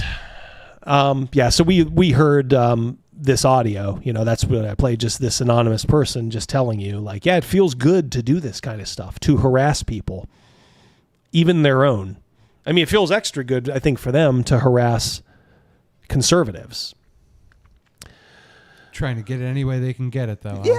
Yeah, for sure. But it scratches that dopamine hit, right? I mean, that everybody's sort of addicted to in one way or the other.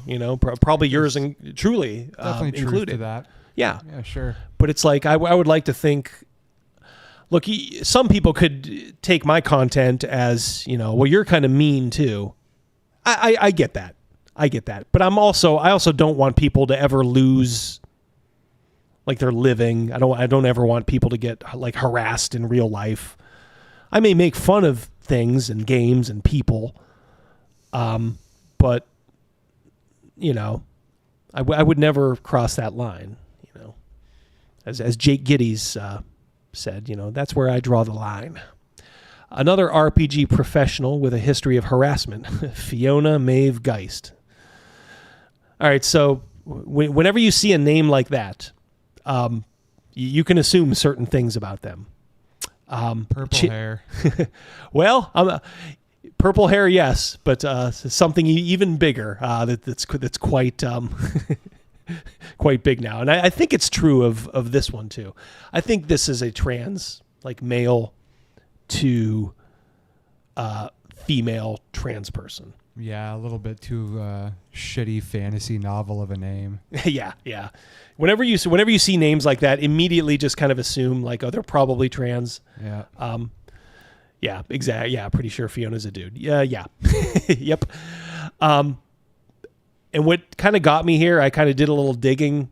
For such a very small percentage of the population in general, let's just say a surprising percentage of these people are male to female trans people. Yeah, another RPG pro with history of harassment. God, already has a history of harassment. Fiona Maeve Geist, who's worked as an editor and writer on projects, including the $1 million Kickstarter sci-fi horror RPG Mothership, Garbage, and psychedelic indie fantasy RPG Troika, Garbage, says of her younger colleagues, look, most of these people are used to fucking hate mobbing. Like, I'm not trying to say it's right. I'm just saying if you're under the age of 25, your primary experience of the internet has been akin to a schoolyard fight in which someone rings a bell and says, like, if you're a leftist, get over here. And if you're interpolated, I don't know, oh my God. If you're interpolated by that, you run over there. Interpolated. Does interpolated mean you want to put them in a shallow ditch? Because I guess I'm interpolated. I have to look this one up. Don't know the definition offhand, but I'm willing to bet about 85% chance she's misusing that word. Yeah, adopting it. Oh, good Lord. So these are the people. Yeah, you will. So you, like I said, when you start reading this, you do quickly fall under the, okay, she's documenting terrible people, and I think she does a fair job doing that. Remember, kids, don't be a Ralpha male. Warren Johnson. Yep. Thank you. $2, Warren. A Ralpha male. All right. Interpolated. Patrick Stewart. No, not that Patrick Stewart. Probably, I think, a hack game designer, poet. Oh boy, poet, and creative consultant on. Oh, there you go, Morkborg, whose acclaimed "Veins of the Earth" was published by Lamentations of the Flame Princess. Yeah, you'll find some people here were back before things went totally crazy. James Raggy of Lamentations of the Flame Princess, who's a good guy, free speech guy. He employed some of these people. Including the subject, Zach Smith. So they were kind of drawn to that. Patrick Stewart describes his situation simply in a tweet from the summer of 2020. Cancel or be canceled is the only law. Well, that's bullshit. Because we don't cancel on our side. We may tell you to go fuck yourself. But you can do whatever you want. I don't care that Patrick Stewart worked on Morkborg or, Veins of the Earth. I'm not going to promote any of that stuff because, I have no interest in it. But If he wants to get paid from companies that think he has talent, that's great. I wanted to understand the process, this is her talking now, by which people, with what someone like myself can only interpret as good intentions. Here she is, shining through again. She can't help herself. And this is, again, proof. Oh, they had good intentions. She wants to like these people, but even the preponderance of all the stuff that they did, she can't get behind. Came around to the idea that they had to harass their own colleagues in order to survive. So she was, almost forming, maybe originally a justification for this. To further complicate things, the harassers are all a circular firing squad. We all know the left does that. And I got to say, being in this YouTube space on Twitter, I would say the right does a little bit of that too, unfortunately. But nobody does it better than them. Though. Oh yeah, they are savages. They eat their own. Yeah, they want when they do the circular firing squad, they're aiming for the heart. When the right does it, we're aiming for like the kneecaps, I think. Right. So I think we can survive usually. It's still not good. It's a warning shot versus a headshot. Exactly, yeah. While in A's interview, he says only that Patrick Stewart is a bit of a prick. Stewart says Olivia Hill. Now, Olivia Hill, you'll see in there. Olivia Hill is one of the more high-profile people, harassers, featured here, and she worked for White Wolf. In fact, she worked on a lot of vampire games, I think, around, maybe like the 2010s. I think they had a new edition then, I believe, if I'm not mistaken. She was at White Wolf. Stewart says Olivia Hill. Oh, by the way, Olivia Hill, you might not know from the name, trans, male to female. Just noting it. Patrick Stewart says Olivia Hill sounds insane. I've seen Olivia Hill's Twitter. She is insane. And her Adam's apple. Yeah, exactly. Yeah, has a nice big Adam's apple. So fuck you, Olivia. While when Olivia Hill's girlfriend and employee Francida Soto, no idea on that one, claimed Hill was an abuser and that Hill's game designer wife, Philomena Young, these fucking names. It's got to be another one. One married to another. Are they a thruple?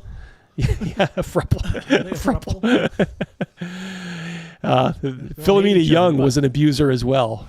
Robert Bull, author of the punk teen simulator RPG Misspent Youth, sympathized with Soto, saying he had secretly had issues with Hill for years. Seems like, one thing I've noticed, seems like everybody has had issues with Olivia Hill. So she is not a very nice person. Yaksha also says Chris McDowell. See, all these people that they're mentioning here, these are all like the people that would go on harassment campaigns in these whisper networks behind closed doors, online, so to speak, against people like Grim Jim. Now, the thing is, this author never bothers to mention people like Grim Jim, even though he's been very open about it. And there's other people too. And of course, she would never deign to talk to any conservatives. She wouldn't dare go to the person who got Blaine Pardo fired, would she? No. It's got to be for her saint, who she does, as Pundit says, a hagiography of. It's like the biography of a saint. So we'll see that in a little bit. Zach Smith, who is anything but a saint, but let's continue. Yeah, Chris McDowell, founder of the OSR Discord forum. You guys can probably steer clear of that one if you didn't already know. As well as author of indie games Into the Odd and Electric Bastion Land. These games have they don't resonate at all.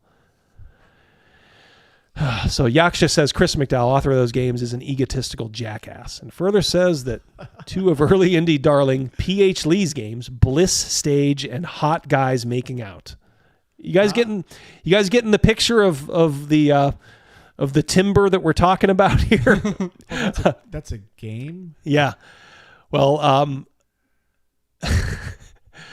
what's his name? I even lost track. It's a game. Yaksha Chris McDowell. And further says, okay, so this is still Brian Yaksha, that indie darling P.H. Lee's games, those two, promote child abuse.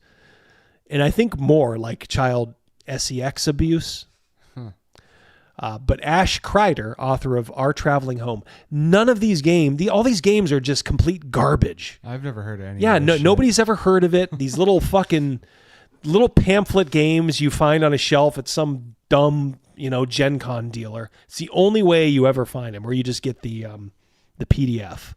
These people, I don't want to say they're all talentless hacks, but I think a lot of them are just, they have inferior talent to a lot of like what you would consider like the right, wing of gaming. Yeah, very little talent, but an amazing sense of entitlement. Oh, fuck yeah. Yeah, for sure. Absolutely. Yeah. And just a mean streak, just a viciousness. Like I said, they drove, poor Grimm, to just, wanting to end it all a couple of times. Our Traveling Home is a Ghibli-inspired fantasy tabletop. God, in their interview, blah, blah, blah. P.H. Lee's enemies used Gamergate. So here they are, we're still talking about them turning on their own. They used Gamergate-level harassment tactics against Lee, including contacting mutuals on Twitter and asking them to unfollow Lee, which, however, is a tactic P.H. Lee's ally, Whitney Beltran, who formerly worked on official D&D's recent Ravenloft supplement with her partner Adjit George, and who, last I checked, was working on an official AAA D&D video game, definitely did to yet another designer. So Adjit George's wife, who Adjit George works at Wizards of the Coast, and I guess Whitney Beltran is that the partner. I don't know if it's the wife.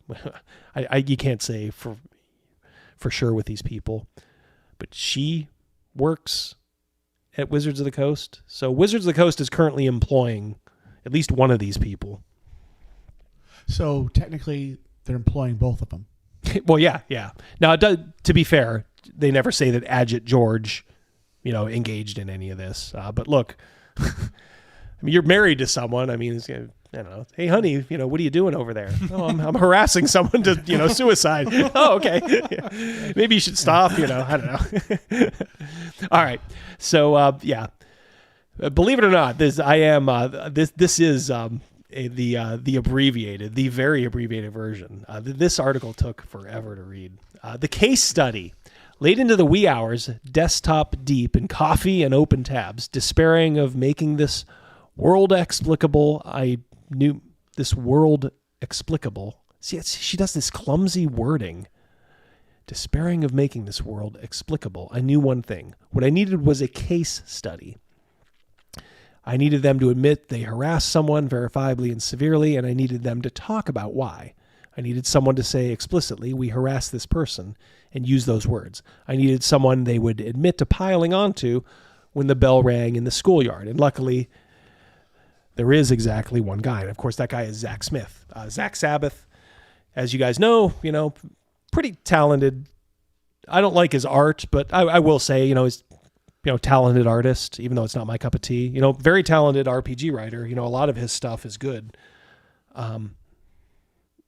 I know he did Red, Pleasant Land, some other stuff. He did some good adventures that were well thought of, I think, for Lamentations. Probably nowhere near the 5e art, of course, but yeah. Well, he's kind of look.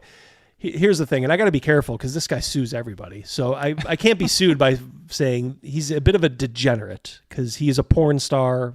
D&D with porn stars and all that. And I'm not a prude, but he kind of lived that lifestyle. He just kind of always. Look, he hung around a lot of these people. A lot of these people that, he ended up, getting harassed by, they were once his friends. So he doesn't have a very good judge of character, does he? And it's almost undeniable. People say that he is very difficult to work with, a bit of an a-hole to work with. Now that certainly does not mean he committed any, felonies. And I think it's been proven that he did not. So it's one thing to just kind of be an asshole, but it's a whole other to allege what these people did allege. So this is the guy that she's talking about. And she like jumps around so much in the arc. It's not laid out. There's good stuff in there, but she just jumps around so much. 10 years ago, something verifiable happened to Ash Kreider. Game designer and P.H. Lee, the one who wrote the game allegedly promoting child forced love, got together and falsely accused a third game designer of the crime of threatening to grape his critics. An impressive cross-section of the cream of the indie RPG scene passed this false accusation around, adding a little +1, must have been on Google Plus, to it, and it made the social media rounds. Then it was revealed by one of their erstwhile friends within that scene, John Stavropoulos, creator of the X card. Oh, there you go. Now you know who. Now you know who brought that on the world. There's actually there's a man who claimed to create that. Yeah. But in this case, I guess he was doing right by saying that this Lee and Kreider's claim about this one game designer was not true. Most agreed that their victim was a nasty piece of work, but he had not verifiably threatened anyone. So this is kind of like a precursor to what they're going to do to Zach. Then an OSR game designer named Zach Smith made a post warning his followers about all the designers who had thoughtlessly given the false accusation a bump. Smith did not much like the original victim of the smear either, but said that the community had to draw the line somewhere when it came to trashing colleagues, and fabricating criminal allegations was probably a good place to draw that line. Handful of the smear's accidental enablers politely apologized, but most got angry that they had been noticed. You'll find, that is key to most of them. They don't like getting caught. So this is in the early stages. This is, before Zach was a thing. And it is one thing that people say about Zach is that he is very much like about the truth. And remember, Zach is no dummy. Like, he graduated Yale when it probably still meant something. So he's a smart guy, and maybe that's kind of why he's a bit of an a-hole to a lot of people. He demands, like, you speak truth, like, back up your assertions, don't just level baseless claims. So people were like, okay, they kind of licked their wounds and, said, well, fine. Maybe like the author said, they politely apologized, but, they were already thinking this Zach guy is a bit of a, he's going to be trouble down the line someday. Shu Skogan, the assertion Zach, this is she's a former OSR Discord mod, and just another garbage person. I found her on Twitter too. And just, like I said, none of these people have anything even like close to a normal name. No, yeah, exactly. Yeah, it's like just the fucking names, themselves. Your first name is Shu. Shu, yeah. Fucking Shu Skogan. Fuck you. I think it's a woman. I think this one's actually just a woman too. Go ahead, Jim. I don't understand that. You're right. You pushing an agenda. You make your own name. You got to realize there's something fucking wrong with you. Yep, for sure. Yeah, we are over halfway through. By the way, I know some people are probably like, oh, get on with it, but you do sort of have to understand kind of the background. So everybody's like, oh, they're kind of friendly with Zach, but I think they're already sensing this guy's a bit of an a-hole, but they're starting to also realize this guy's way talented, like really talented. The assertion Zach, this is Shu Skogan talking, the assertion Zach had was that if you have not personally taken time out of your day to thoroughly investigate whether or not the accusation is true, and you plus a post about it, you're morally on the hook for supporting a false accusation. And then the author of the piece, Cleo, says, well, I think there's something to that. I mean, supporting. And then Skogan says, well, yeah, there's something to it, but to the extent that he took it, people jump on, to mobs way too easy. They repeat stuff they know isn't true. Yeah, I mean, people do all that, but it's almost like, yeah, what's the problem? All right, so Smith, however, was not, and I think she said it's, and again, it's like, it's okay if we do it to fascists, but then the author says, well, Smith isn't not a fascist, so he's one of the good ones. And then this is part of, I think, what Pundit calls his hagiography, which is the biography of a saint, Saint Zach. This is, he's not a fascist. He was one of the first people taken into county lockup by the LAPD during the Black Lives Matter protests in 2020. Good Lord. There's live video and police citation. He used to be friendly with half the names in this article so far, and half of the names you will see in any list of contemporary RPG authors from the time he was active. Well, RPG authors of no talent that produce games nobody played, you know, and very few people probably bought. Now, people bought Zach's stuff because it was good. I like his art. You like it? Yeah. It is yeah. like an acquired It's taste. kind of like, it is that kind of female. He's always got like a female, like, you know, muse, I guess, for lack of a better word. Yeah, I can see why people would like it. It's just not quite my cup of tea. I like his perspective on like cityscapes and stuff like that. Mm-hmm. Or, you know, alleyways, dungeony, you know. I like his perspective. Yeah. Yeah, it is. Look, a lot of people think that way, and you know, I would never say anybody's wrong. Like I said, maybe just not quite for me. Although I should probably look at the other stuff outside of the women that he does. He played games with them, wrote articles, they compulsively shared, put together collaborative projects with them. Yeah, because they glom onto these people because they know they have talent, so they want in on his talent. They want that, you know, to bask in his shine. And in more than one case, he got them their first jobs in the RPG industry, and in return, they destroyed him. Okay. I asked B, who I think is anonymous, whose edgy, frequently sexualized trans lesbian games are diametrically opposed to wholesomeness. Why Smith was the only major figure in her scene willing to point out the problem here. Like, you know, there's the thing where, like, it's an Anita Sarkeesian problem. I have critiques of Anita Sarkeesian, but, like, I've absolutely never voiced them in public because criticizing Anita Sarkeesian is a hobby industry for fascists. So we never criticize our own, is what they're saying. Till they got to Zach. We all knew Zach hadn't done anything really, except he made the mistake of shining a light on goons. So a lot of these people, do you remember the message board Something Awful? These people were moderators on that site when it was in its heyday, and they had a lot of clout. So, you know, Zach didn't care that they were goons. You know, he just said that they were immature. And they claimed that he was a crypto conservative or whatever. Zach is not that. He's as big a liberal shithead as the rest of these people.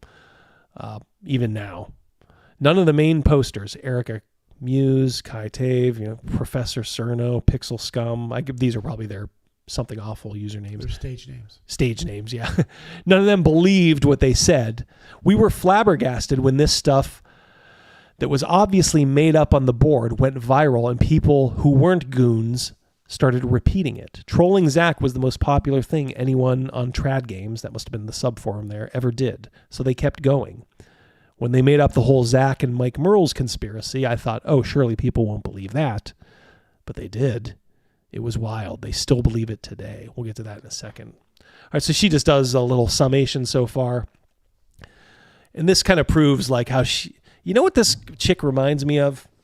She reminds me of those like women who fall in love with guys on death row. I think I think she has kind of like that kind of mentality about her, like getting too close to your subject. Man, it's just, I can see from a psychiatric point of view, just very unprofessional. And this article ends with something she did that was just super unprofessional, which we'll get to at the end. So, you know, there's your little bait, I guess. Stay tuned. Now he has sued his harasser since, but you know, what was he suing him for? Well, it's this. Allegations of Amanda Nagy, known as Mandy Morbid, put forth, with help from the only friend she could convince to rewrite their histories with Zach to look like there might be abuse. In her Facebook post of February 10th, 2019, that was ground zero. They're temperate when compared to the statements which followed, made both in and out of court. We begin with the story of emotional manipulation. She's saying he's emotionally manipulative. Develops and evolves herself so entirely. Like she was alleging that he's like a cult of personality from the clothes that she wore. Like he had her under his thumb. The former punk rock wife of Mr. Zach Sabbath, who slept underneath a wall with a giant pentagram on it. Good Lord. How lame. Jeez. It's hard to believe anyone ever thought this guy was cool. I'm sorry, but I mean, I'm not denying his talent, but geez. She claims he forced her to get her mohawk, proudly took center stage, blah, blah, blah, blah, blah. That made her like, Yeah. her popularity shot. I'm familiar with Mandy Morbid. Are you? I am. I think was a very attractive woman. Mm-hmm. Fucked up, but with that mohawk, fucking people freaking loved it. Yeah, that was. I've seen pictures of her, and yeah, it is kind of like her iconic thing. And if he helped push her style during that period of time, she fucking needed it. Yeah. Why is it always Facebook? Yeah, exactly. I've steered clear of that place. Yep. I think it was a bad breakup. And what does this sperm woman do? Yep. Exactly. Yep. Yeah. So they broke up, and then quite verifiably, Nagy has perjured herself in court on multiple occasions. After she admitted it, her lawyer quit. Among other things, she's testified that she's present at events where she was provably not at. Again, under oath. She supported claims against Smith by their former mutual girlfriends. They had another girl in the relationship. And then admitted she could not remember the sex at all. But she's a liar. She's a liar. She had all these medical problems, verifiable, on all this medication, doing porn. What do you expect? Yeah. And this is, okay, so this is where I kind of diverge because Pundit did a video on this. And I think he wasn't the only one, but some people said, she diagnosed Mandy morbid during the article, which you're not supposed to do as a psychiatrist. I disagree with that. And I mean, look, far be it for me to stick up for this woman, but look, it's clear here. I have never met Mandy, never spoken to her, never texted or gotten an email or had contact with her in any way. And she certainly has never been my patient. I will not say one way or another whether she is indeed borderline. To do so would be irresponsible, to say the least. What I will say is that she verifiably has said she was herself and that she underwent treatment, dialectal behavior therapy, only prescribed for borderline personality people. Borderline personality people are just habitual liars, in case you guys don't know. They're just stay away. If somebody's a borderline, you just stay away from them, get them as far away from you as possible. So basically, you guys can see here, she's just saying that, I can say that, more than one therapist diagnosed her, blah, blah, when she was, the point is, she's not diagnosing Mandy morbid. She's saying that Mandy morbid admitted that she was borderline. Right. Big difference. And I think in the context of this article, it's fine. She's not doing that. Now she the author makes up for it by doing something really dumb, coming up here quick. She's talking about Shu Skogan again. Very easy to Shu Skogan admits she's very easy to manipulate, but Shu Skogan is important here because she was Mandy Morbid's friend, and she's the one that pushed all of these accusations against Zach being a horrible person out on social media, and then they just kept getting repeated, and I'm sure she leaned on her mutual followers and stuff like that. And I think eventually, and Skogan just thought, well, I'm just sticking up for my friend. Eventually, I think Skogan might have realized, though, that some of this, she did, of course, at the end realize that some of this stuff was lies, but, she never really backtracked very much until now. There's another group called the Mongrel Banquet Club. Good Lord. Look at these people, man. Mongrel Banquet Club. Fuck. Yeah. So basically, after that Facebook post, the floodgates opened, and Zach was persona non grata. Lost all of his shit, professionally. Basically his professional life was ruined. His life was ruined for things that he had not done. And it doesn't matter if Zach's an a-hole, nobody deserves that. In fact, you can see here, just this Shu took over an OSR Discord forum. Get out of that forum if you're in it, please. The crown monarch of the OSR. These people love little bits of power, and it made them feel really good doing this stuff.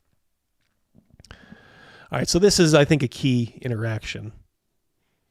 Here's where I make you really frustrated because of Zach. Everyone in his orbit is afraid of it now. Afraid of what? Proof. The burden of proof. How can you be afraid of proof? It's just proof. I can't make it make sense to you. I can only tell you what I've observed from being in the middle of it. because of Zach, and he used that for so long, and because he used that very intelligently, because remember, these are all straight white boys that got had, so... And the author expresses exasperation, but she continues, yeah, but I'm like, I can't make it false. I can't make it make sense for you. It doesn't make sense to me either.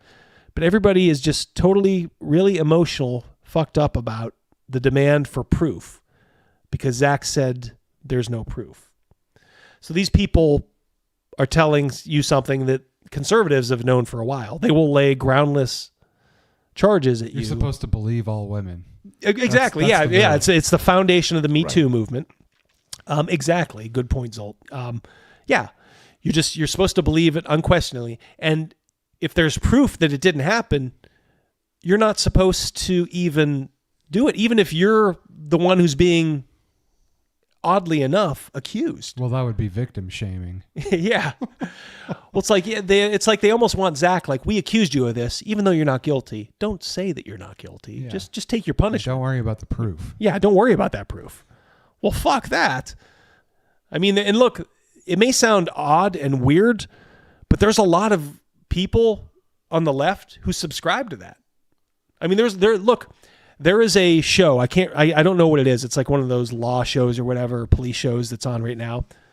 And I just saw a thing where a woman gets, sex assaulted by a black guy. And I saw this clip. You saw that clip? Yeah, she refused in the show. She refuses to press charges because She's like, I'm so privileged. I can pay for therapy. Yeah. I can pay for therapy. He may go to jail for I don't want him to suffer. And I'm like, what the fuck kind of world are we living in? Yeah, it's so stupid. That's real. It's fucking fucked It's almost up. like it's hard to believe that it's real. It really is. Yeah. All right, just finishing up here. So you get in the sense these people have harassed Zach now. And they just have never stopped. He's on food stamps. One of the perpetrators was Mike Merles, lead designer of 5e. Probably one of Scott Garabay's heroes, right? Merles joined in the social media dogpile on Smith. They removed Smith's consultant credit from the 5th edition Player's Handbook, just like they did Pundit's, in reaction to this false accusation by Mandy Morbid. And Merles published a Facebook statement supporting it. You heard that right. The longtime head of D&D joined with the same trolls who in years past had invented conspiracy theories attacking him in passing around false accusations. Yeah. Some people said that Mike Merles passed along, like he wanted proof from, that Zach was really assaulting, women, especially Mandy Morbid. Do you have proof? And people were alleging that Mike Merles got that information and then passed it on to Zach when they were still friends. So it's just bizarre. It's like so incestuous, so weird.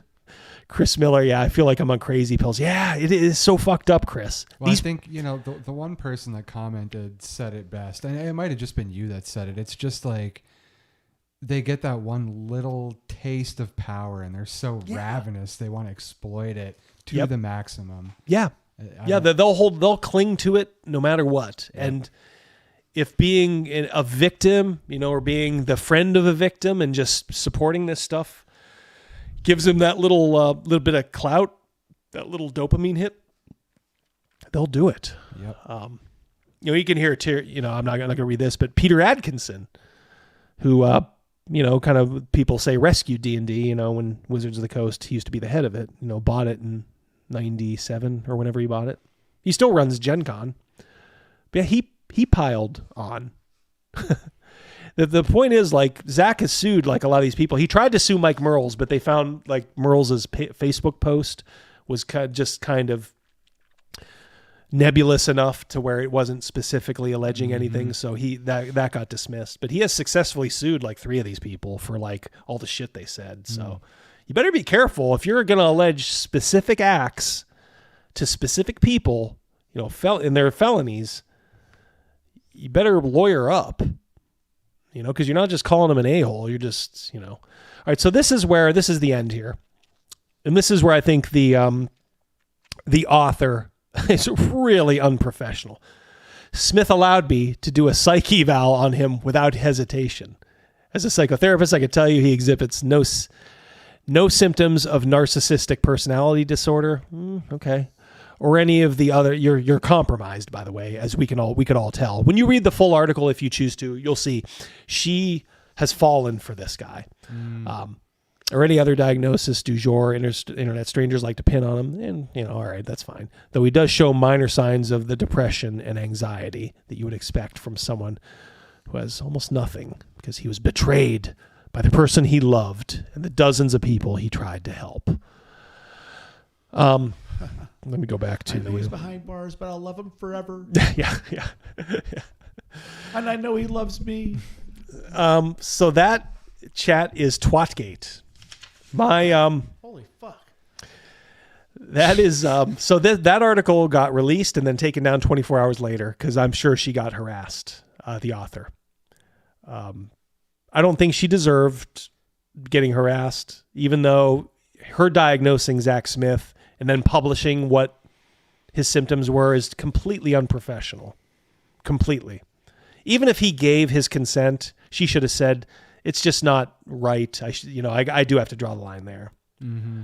And as Chris said earlier, as I've said, and as many of you have said in the chat, you guys, they're okay if they do it to us. All of these tactics, the lying, the smearing, it's all fine if they do it to us. That's what just totally blows me away.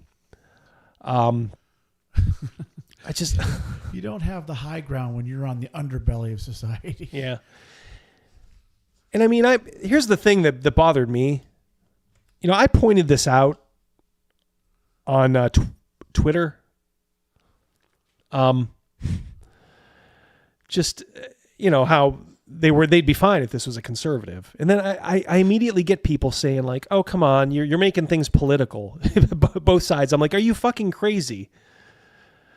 I mean, it's true. It's in the article. These both sides people are going to drive me bonkers.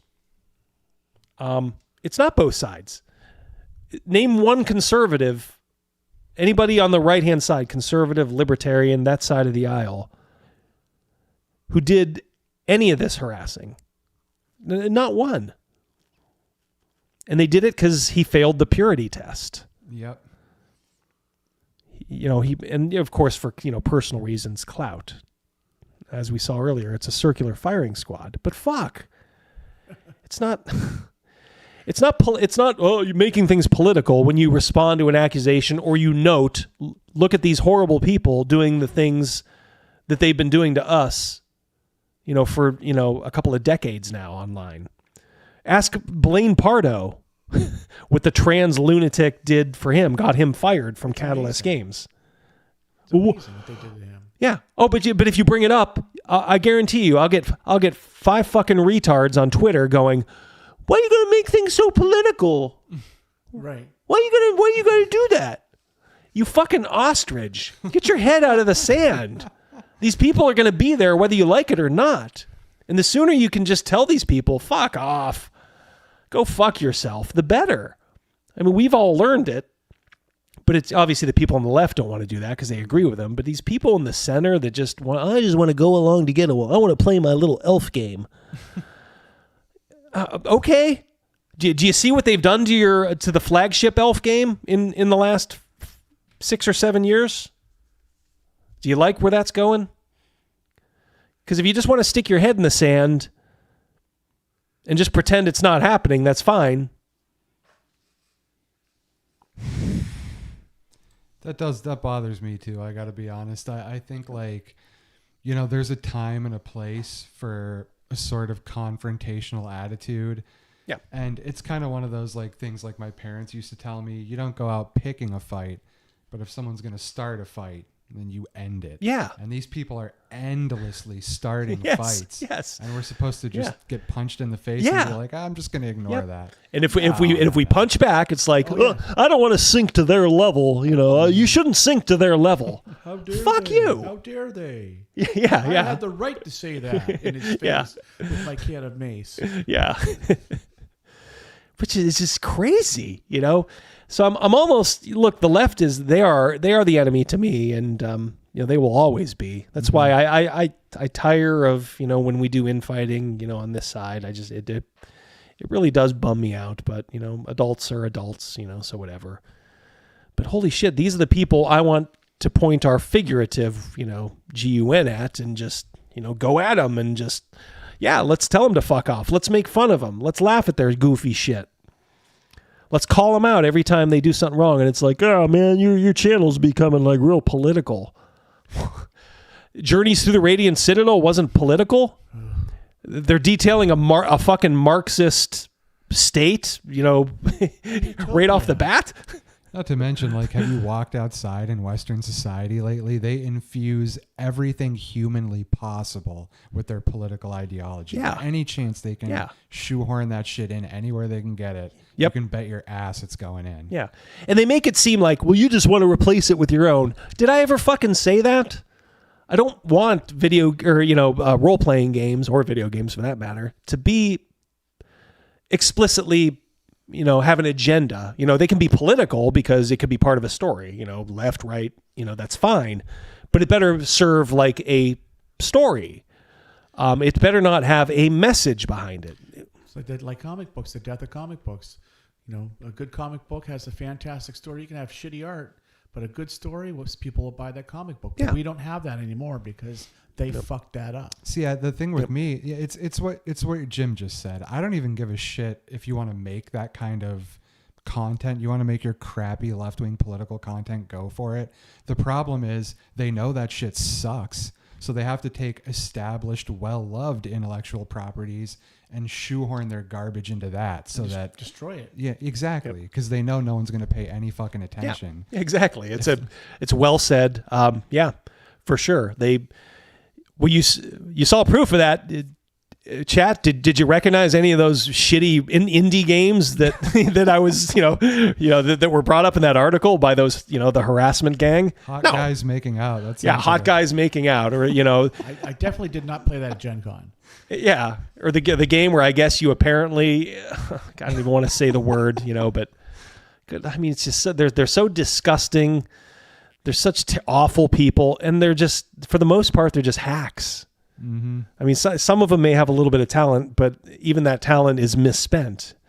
And keep in mind too, I'm not including Zach in that. Zach had legitimate talent, but I don't think he has, because of what happened, I don't think he has any desire to put anything out there now. I think he's just mad at the world probably, and is just like, well, F it. I'm just. Well, I hope he's putting art out. I hope that he. I don't think he is. He's not. So I think the article said he's on food stamps. But is that accurate? Because the article was true. Yeah, I mean, it was as Pundit said, it was a hagiography. It was. Yeah, I obviously I couldn't. This stream would have been 4 hours long if we had gone through the whole thing. But you got a good taste of what Twatgate was there. But yeah, she really, really pumped him up. I mean, like I said, she really did remind me of those women that fall in love with murderers on, like in prison, death row. Yeah, it's just crazy. So I don't know. Sounds like the chat kind of agrees with us. So had to be done. I don't have any other thing to say other than, my main point was why is Zach, the saint of the article? Why isn't someone like Blaine Pardo the saint? Someone who didn't wallow in his self-pity, who said, you know what? Because this is kind of what we do on our side. We say, fuck you, and then we go to work. And that's exactly what Blaine Pardo did. Mm-hmm. And you guys, I'm telling you, I love Blaine. He's such a good guy. I had him on the show like a month or two ago. But buy people like his stuff. Good dude. Chris Miller, $5. Thank you so much again. When they say, well, you do this or that, they are projecting the horrible things that they would do in your stead. Exactly. Yep, for sure. Too true. Yep. By the way, we're going to do a giveaway in a moment.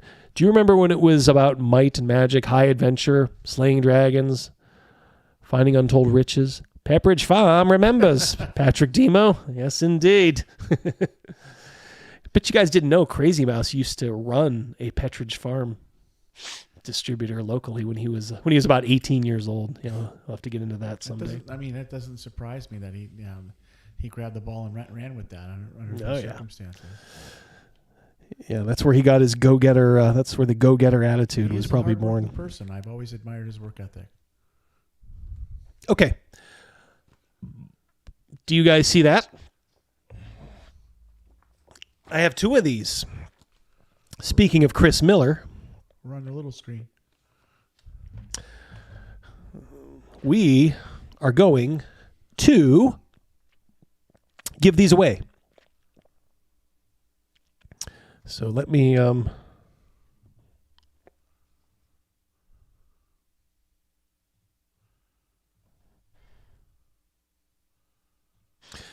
That's right. Here we go. All right, so this is a 2 copies of I'm going to give 2 separate giveaways. Mad Scribe magazine. Chris Miller, the Mad Scribe. You know him in the chat. You love him. This is the December edition. I just got mine. Nice interview there with Miguel and Sylvia of Red Room. Lots of good stuff in here, guys. You know, there's fiction, little cosplay. Nice little cosplay gal. Little some GM aids. You know what? It's doing its best to kind of fill the gap of the much beloved Dragon magazine of yore. So yes. Go ahead if you would, and if you are interested in this, maybe just I'll tell you what I'm going to say. If you've been active in the last 15 minutes, you're good. But maybe just if you want to just type something in the chat, just even if it's just like a letter, a number, whatever. GM aids, no thanks. Nick Laserbeam. Yeah. Employees and their families are not eligible. Yeah.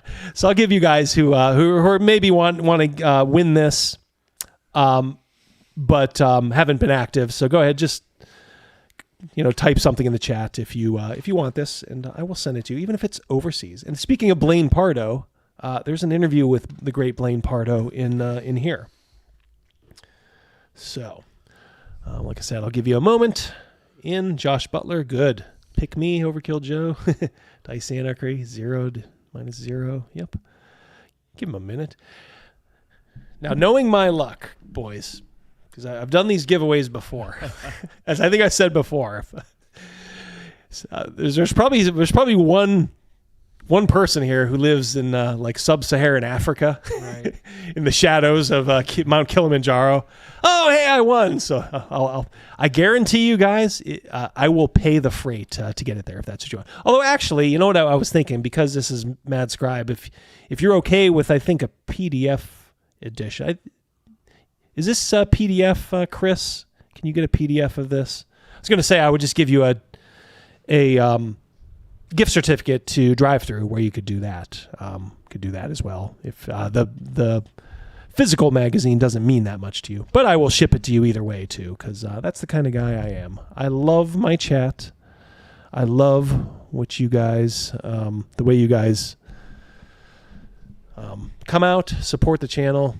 I mean, we've been averaging, guys, over 160 the last live. These are numbers that channels that are a lot bigger, let's just say, would kill for. And that's a result of you guys. So thank you so much. All right, last chance. I'm going to give you 10 seconds to just type one thing if you, the jungles of Malaysia. Yeah, get it there. Tales of the Gold Monkey style. 10, 9, 8, 7, 6, 5, 4, 3, 2, 1. All right, Craig L. I live on Pitcairn Island. Please send. Of course, the island where the bounty mutineers went. Yes. I'm down in the Arctic Research Station. I can't wait to get my Mad Scribe. Yeah. Ryan, thank you so much. That means a lot to me. Guys, I always try to have something prepared. I'm not saying it's always good.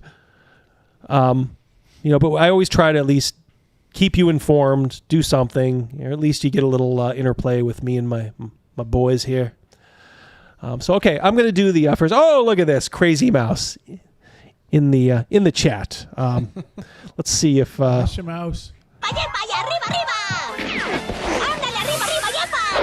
There you go, my friend. Tuning in. All right, so I am going to if it's crazy mouse, I will roll it again. Obviously. Yep, here you go. First issue that we're going to give away. I have everybody. Now, I do have channel members. In this one, we'll have 2 times more likely to win. So this one is you're going to be have a slightly better chance. This will be pretty quick, too, the way it goes. So here we go. 5, 4, 3, 2, 1.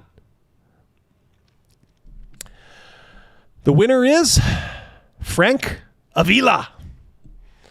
All right. Frank Avila. Congratulations.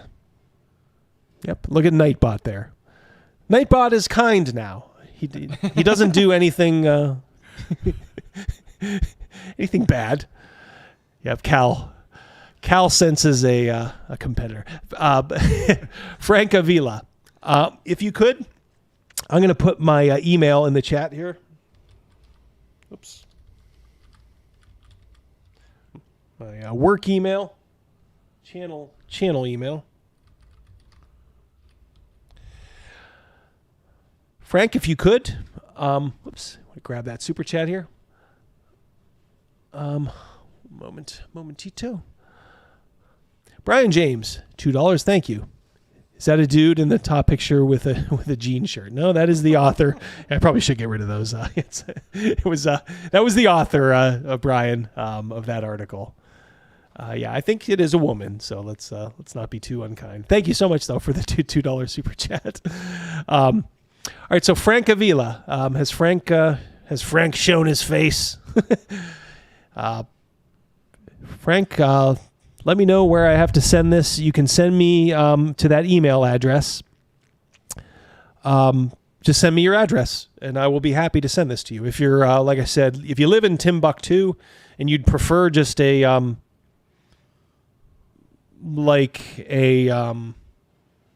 coupon, not a coupon, but a gift certificate to drive through, I'd be more than happy to do that too. All right.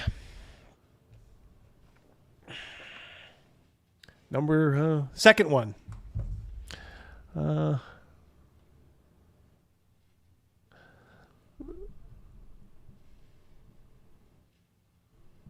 Okay. This one I'll take just active users. Frank Avila, I played. Ooh. There's Frank. Thank you so much, Frank. Like I said, just send stuff. Looks like I'm sending this to Canada. That's okay. We will send this over the border. All right, the second issue of Mad Scribe magazine from our good friend, Chris Miller. Remember, if you don't win, you can always still go there and look at his stuff. He publishes a lot of Pundit's good stuff lately. He does his own stuff, too. Check out Angkor, his own RPG. Really unique and interesting, too. Give it a look, please. Use the affiliate link so he knows at least that you're coming from here. That way he can kind of track it. All right, so here is the second. It looks like everybody's eligible, even you, Cal. We're going to active users in the last 15 minutes. And the winner is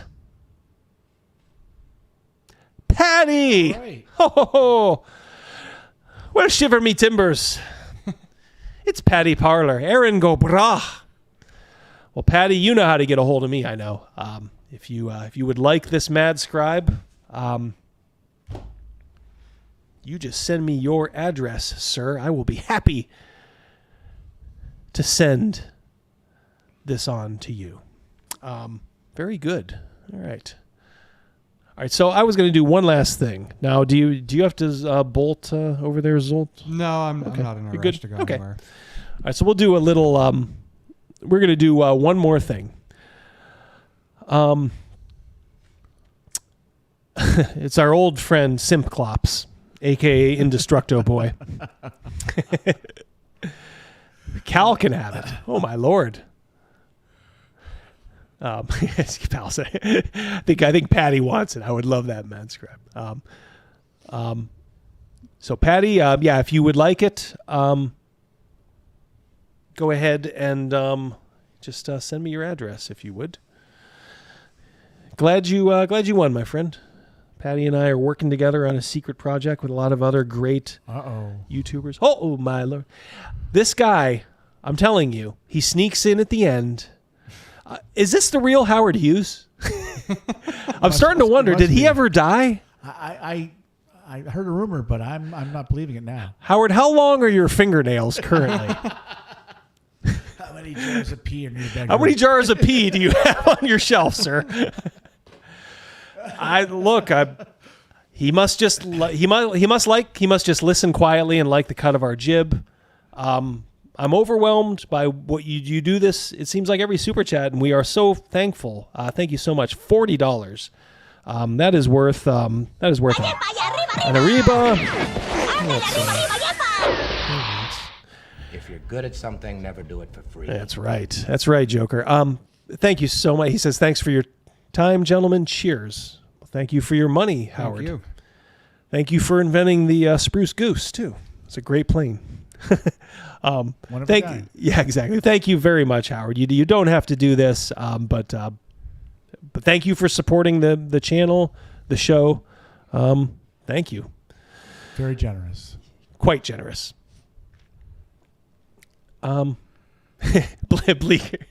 Bleeker, I tell you, you guys have a lot of you got a lot of ground to cover to catch up to Bleeker at times. He's making his own RPG, the most expensive RPG ever. Of course, referencing the Spruce Goose. God, that plane was huge. If you ever see pictures did of lift that. off the ground about a foot. It did, right? Yeah. It got off the ground like 5 feet.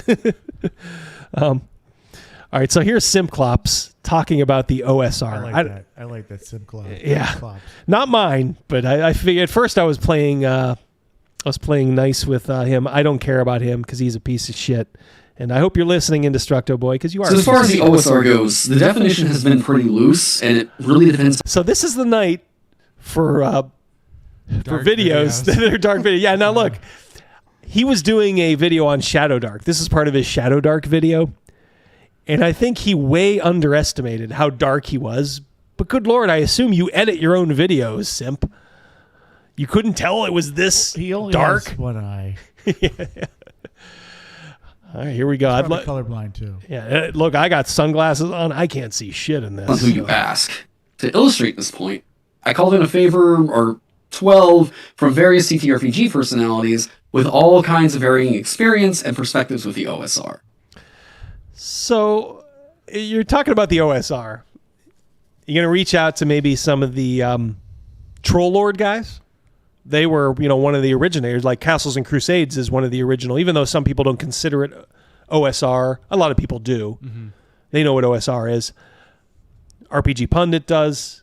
Greg Gillespie, huge in the OSR. There's a lot of people you could talk to. So some of these choices are interesting of who he thinks knows what the OSR is. So depending on who you ask? Huh? Yep. Right out to shoot.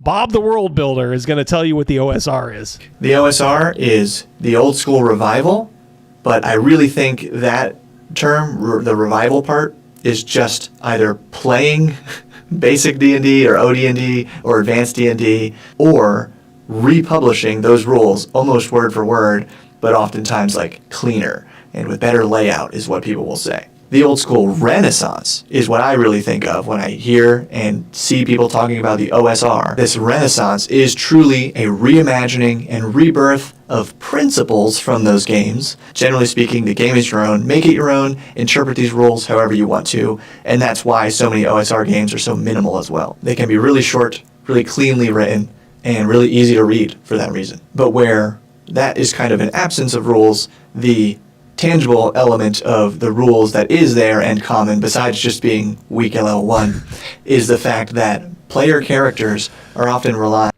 If this was the Academy Awards, the band would start, like the orchestra would start playing right now. Spit it out, man. Spit it out. Thraxis, $5 LOL. at the LOL at the he only has one eye. Yeah, that's right. You can't see it here, but yes, he's sitting in the dark with his one eye. Thank you so much, Thraxis. $5.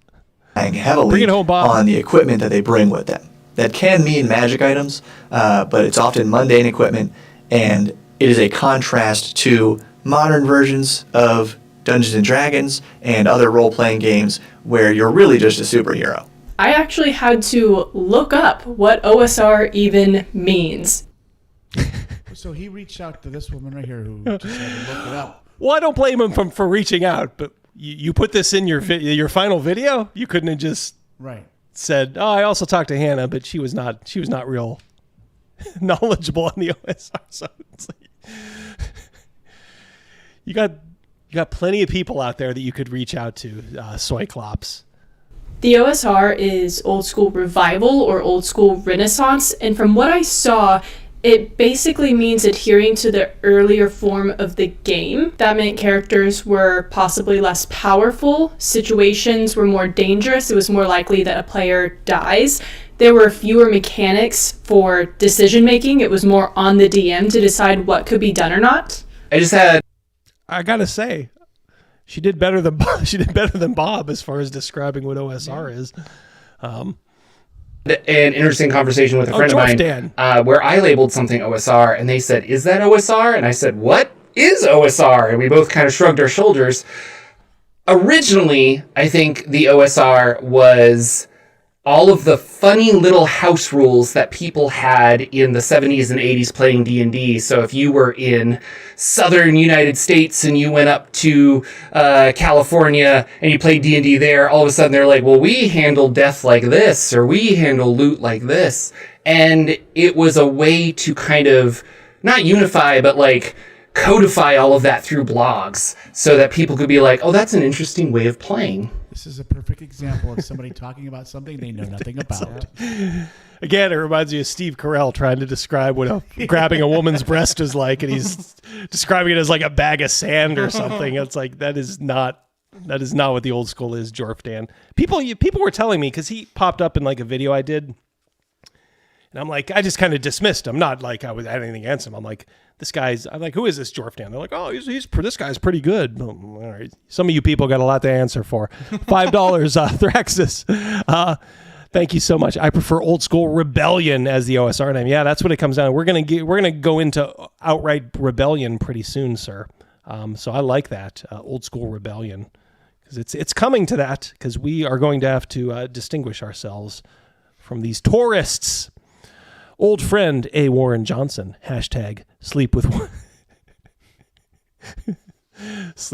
one eye open. That's worth a little bit of canned laughter.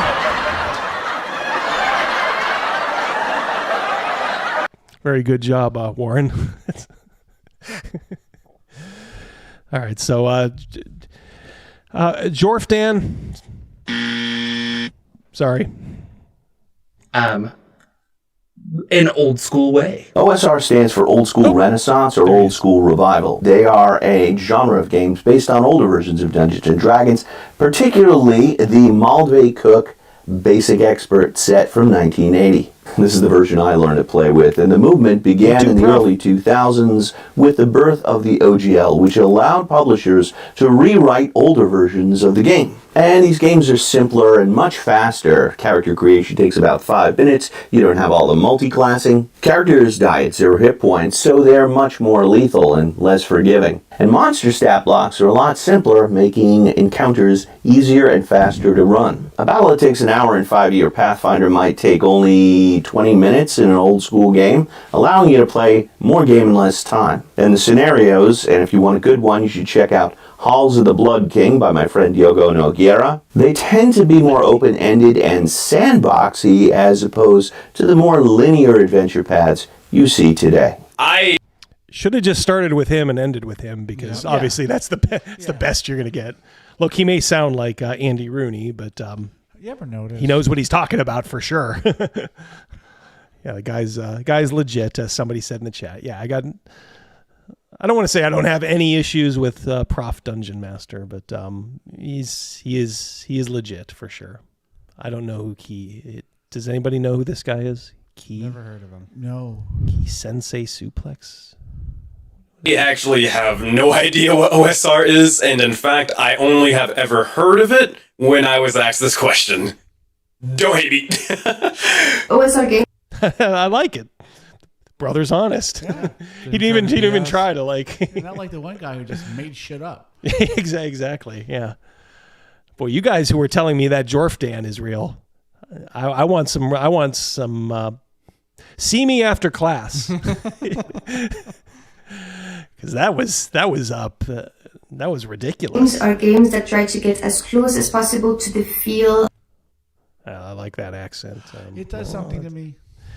She reminds me of in Pulp Fiction. Yes. Bruce Willis's girlfriend. Yeah. Whose bike is whose bike is this? It's the chopper, baby. Whose chopper is this? It's Zed's. Who said? Of early TTRPGs from the 70s, but I must have been busy with something else in the 70s because I'm not always sure what that entails.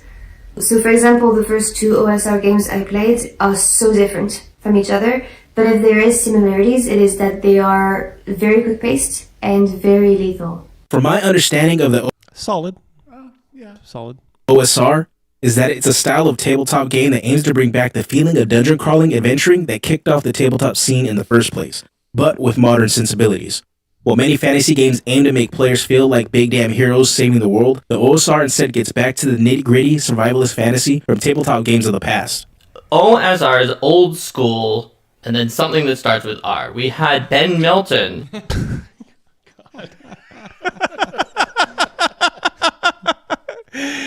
So it's old school and it's something. I'll take something with starts with an R there. This guy, any of you NFL fans out there, this reminds me of when Eric Dickerson was a sideline reporter. He would say stuff like this. On Roll for Combat, who is the creator of the Knave RPG from OSR and does a ton of OSR YouTubing. This is someone my wife would say, "Ooh, he's sucking out my sex drive." Like, you got to turn this off. If we're going to be a little frisky tonight, get this off right away. Who said that the R can be split into roughly 2 camps that each have different opinions about what OSR is. And that the R either stands for revival or renaissance, roughly. There are other R words, but the sentiment is either revival or renaissance. Revival would mean people who think this is going to be mostly similar to a clone of old editions of Dungeons and Dragons. It's thus reviving the old school. Jesus, is this Benjamin Falcon? $2 super. Thank you, Patrick Demo. Old school Renaissance folks are more thinking, let's bring in some of those same feelings and components that made gaming in those older editions so great, even if the new game doesn't have... I better download that orchestra sound effect from the Oscars. Just play these guys all off. Of the trappings that you might expect from something that's close to an old edition of Dungeons and Dragons. So an old school Renaissance game would generally have emergent gameplay through random tables. It would have GMs making rulings based on clever ideas that the players have rather than a character solving the problem on their own due to their innate capabilities and other sorts of features like that. Even if a Renaissance game... That's so true. I don't want to. Yeah, I don't have anything against this guy. Just the chat is as fun as always is very funny. Some people are like, "Oh, this guy's good." So he may be legit. He may be. I'm sorry, Mark. I don't know. He might not even use it. You got to work on that delivery. Be bold. Look, state. Say what you're gonna say, and do it with a little vim and verve. The D20. It could use something else. What is the OSR? That is a difficult question to answer Questing because no one beast. really agrees on an answer to that. There's a lot of sub-factions and groups within the OSR that would say that it is different things. To some people, it's really about reviving the early rules of the game. So original, basic, expert, advanced D&D, and bringing those rules and that gameplay back. To other people, I would say myself included, it's really more of a style of play that focuses on things like having very player-led gameplay instead of GM-led gameplay, no plots, very open worlds, a lot of creativity in terms of the problem solving. So it focuses on challenging the players more than the characters to overcome obstacles that don't have one scripted solution. The OSR also tends to have a very strong DIY attitude, where you create your own worlds, you make your own rules, you share them online, you borrow them from other people, and you cobble together something that is yours and that fits what you want and what your players want. All right. So professionally delivered, but Professor Dungeon Master, as always, is the best of the lot, I think. And that French girl was pretty awesome. Oh, and the French girl, yeah. What's her name, Val or something? I'm gonna subscribe to that channel. I don't remember her name, but I'll always remember that voice. Yeah. That was that'll live with me for a little while here. This is a professional YouTuber here, guys. Someone who has probably think about 3 times the subs I have. He got into his editing software, said, yeah, this looks great. we were settled with that dispute on old school, but there's a bit of a split on the R. Does it mean revival or renaissance? Riffing off of Ben, Bob, and Professor Dungeon Master's points, there's definite factions within this category that all make some claim towards old school admiration. I personally like to think that both things are equally correct here, but just saying different things. It's what the old school application means that distinguishes them. So why the old school admiration and why the divide? Alright, so story time. Going back to its roots, the first release of D&D, often called the White Box, was actually a supplement for the war game Chainmail. They designed the D&D White Box with the assumption that the only people who would play D&D would already know how to play another game. This is a bit of foreshadowing right here. Now, when TSR decided to make D&D its own thing, there was the 1977 simultaneous release of Advanced Dungeons & Dragons, what you would call First Edition now, and the basic rules, sometimes called the Holmes Edit. While this was D&D's first step forward as its own thing, this version of the basic rules is a visual nightmare for layout, the information sorting, and rules conveyance. They were still figuring this stuff out and were likely working on an Apple II at best, but it's inarguably rough on the eyes. Fast forward to 1981. Tom Mulvey worked with TSR to create what we know today as Basic Expert, or BX for short. These were the ones that you saw Professor Dungeon Master holding up. Note that this is actually 2 books. I know that this kind of tripped me up whenever I was first getting to know all this stuff. But this version of the game focused on delivering the information as clearly as possible and made no assumptions of a reader's experience. This is what we call an accessibility pass. Some rules have been revised for clarity, and you were told the purpose of the play tools like dice right up front. The columns of the information are broken up by bolded headers and keywords, and this looks like a game. But I want to make note of something here. It's not just that this is an old version of something, this is a basic version of D&D. The presentation and overall modularity of character options is sparse. I think focusing on the age is the wrong way to give the old school Renaissance its moniker, considering the rules-light, rulings-heavy nature of the movement. There's a bit more procedure to the experience, making the game feel a bit more confident about taking the lead instead of the DM. Mulvey's editing down to the core rules was a form of reductive design. Oh, good lord. Okay, I gotta skip ahead a little here.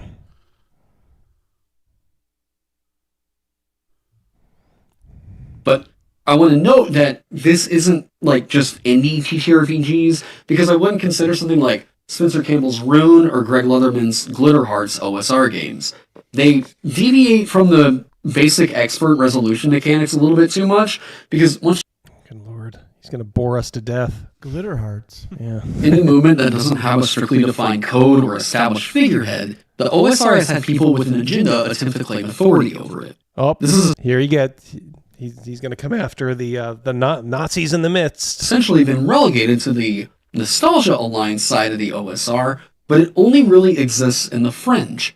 Since social media is what it is, anyone who spams a hashtag or makes a website with even poor search engine optimization on a niche subject can have some measure of control over the messaging.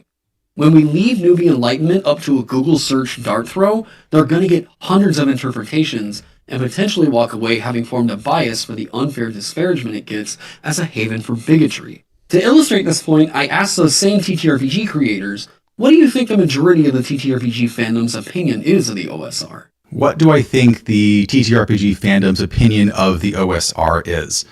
I'm not totally sure anymore. I don't follow a lot of those Twitter accounts. I'm just much less online than I used to be in that sphere. He gets like sick sponsorship money. Yeah, this dude rolls it in. That's all he does is like, I think, sponsorship videos. And he has his own game too. Which everyone, so he's living the life of Riley right now. General impression. What's that? I was going to say he's looking right in the camera, which is good. Oh yeah. He's a pro. Yeah, no, you can't say he's not a pro. I don't really watch too much of his stuff, but I respect him. Is that it is much more accepted and is much more part of the mainstream of role-playing games. It's definitely one of the best-selling categories on DriveThruRPG. I know a couple years ago, the OSR won like 25% of all of the Annie Awards one year. So it's definitely has a lot more mainstream attraction and mainstream popularity than it did even 5 to 10 years ago. I remember going back to those periods when it was super frequent to see threads online just openly mocking the OSR. It's just a bunch of old people playing bad old games for the sake of nostalgia, which was never really the case. But these days, there seems to be a much greater understanding of it as a way of playing games and as a style of play that has a lot of value for the role-playing game community in general. So if we're talking about everyone who is not a current OSR player, the vast majority's opinion is that they've never even heard of it at all. If you take the remaining people, the majority of them, I believe, have heard the term OSR before and then they didn't really follow up on it. Of the remaining people, I think that most of them are vaguely like, okay, it's OS is for old school and it's some kind of old school movement or something. Even when you get into non-OSR playing professional game designers, this is where a lot of people still are. Now, that slim percentage of remaining people who don't play OSR. Chris, I'm assuming that was Ben, Questing Beast. You asked him to review his game and he wanted $1,000. Holy shit. I told you guys this guy was making bank. But he gets companies sending him shit all the time. Yep. Wow. This guy's... Never heard of him. Never heard of him. Yeah, Questing Beast. That's his channel. Wow. And who know what it is and have an opinion of it beyond like, oh yeah, I don't have much of an opinion, but I know. I think most of them have opinions that are based on very personal interactions that they had with either an OSR group, an OSR game, or OSR fandom, and they're gonna vary wildly from the positive to negative based on what their personal experience was. If people think that there is a majority opinion that's not kind of neutral or not knowing what it is, then that's probably focused on a very small number of responses. I think it feels a bit like those that get it kind of deal. And if you try to find precise information about it, you'll just find really confusing things. So a lot of us end up not actually getting it, and we might just be missing out on something. I think that most people probably won't have much of an opinion on it because they probably don't know what it necessarily is. Like if they do have an opinion on it, I think there probably is a kind of niche within a niche that are like super adamant, they love it to death, and they're freaking all for it. Meanwhile, there may be probably another community where they're like, oh no, I hate that type of old school games or like that style of play or maybe the setting or whatever the heck it is. This is just pure off of assumptions, though. For the majority of the TTRPG fandom, I don't think they've ever even heard of the OSR because it's a pretty small group to begin with. While oh my lord. Okay. Holy shit, look at how long he's going. All right, let's see what this guy says. It's hundreds of games played by all kinds of people and honestly a very artistic community playing and designing cool stuff. A majority of the TTRPG fandom, I think, is hesitant in exploring the OSR. I think there are 2 reasons for this. First, many players coming into the space are being introduced to TTRPGs through 5e or other fantasy games that aim to provide the big superheroic world-saving fantasy, and OSR games are not that.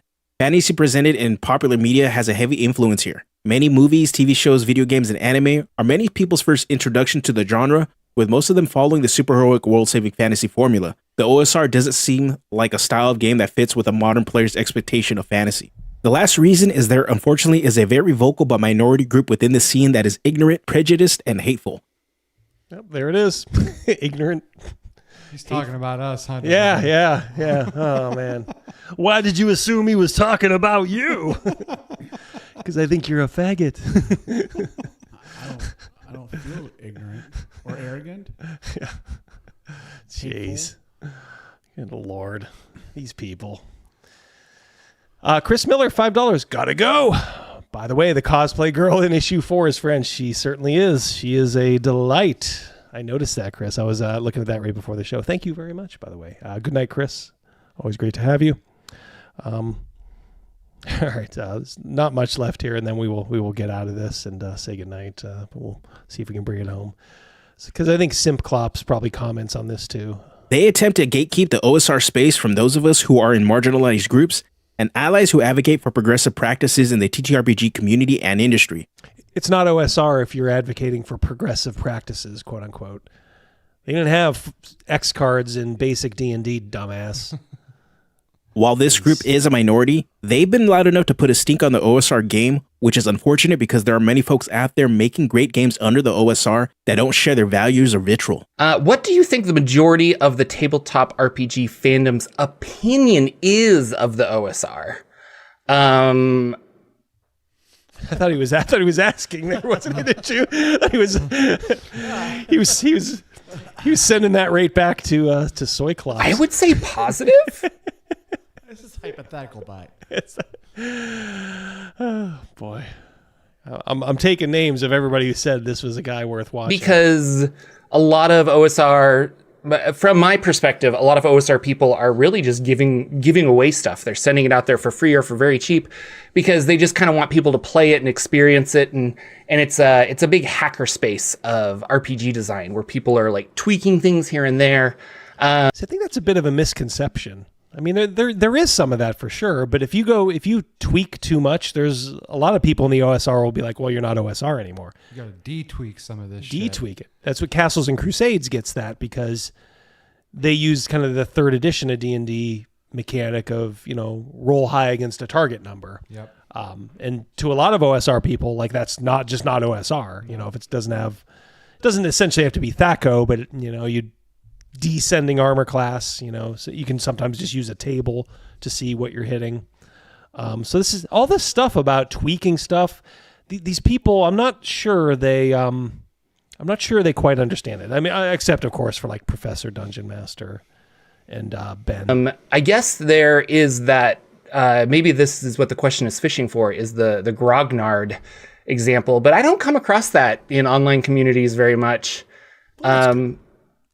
Good on and him. I play 5e, and I play a lot of OSR games. So, all right, there you go. Here's where the redeeming problem himself. lies. Due to some small but vocal factions claiming to represent the OSR, it's possible to build a perspective that the movement is right-wing extremism in tabletop role-playing. So much so, it led to the joke of the OSR meaning "oh shit, run." Nobody ever said that, Soyclops. I've never heard that. Oh shit, run. You fucking made that up, you fucking dope. Liar, liar, pants on fire. Fuck off.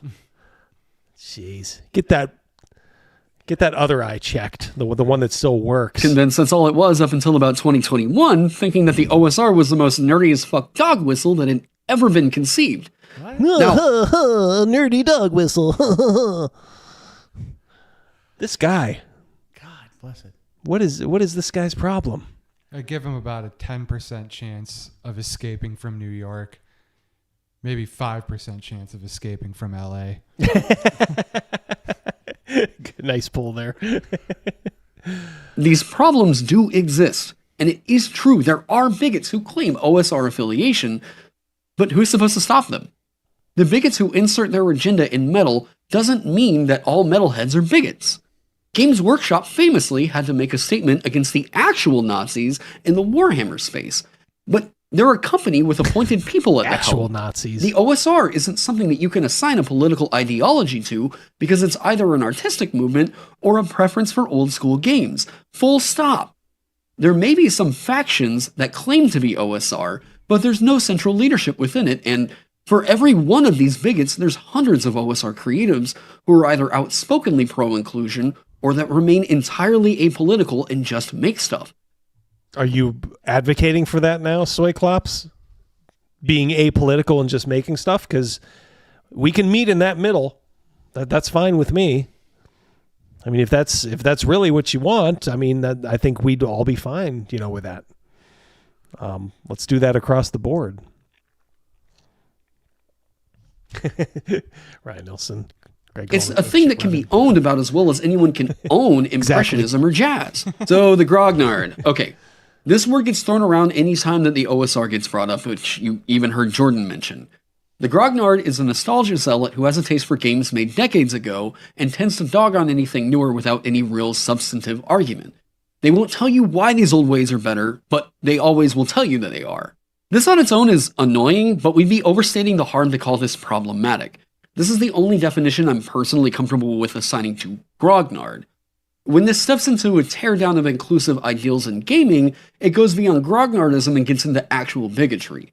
If people just want to play old games, that's not a problem at all.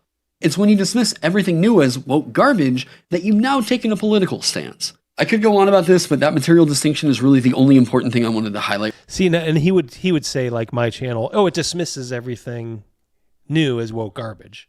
Meanwhile, I've given pretty much a glowing review to Dragonbane, which we usually do at the end of these. I like Shadow Dark. I don't think it's the best thing ever.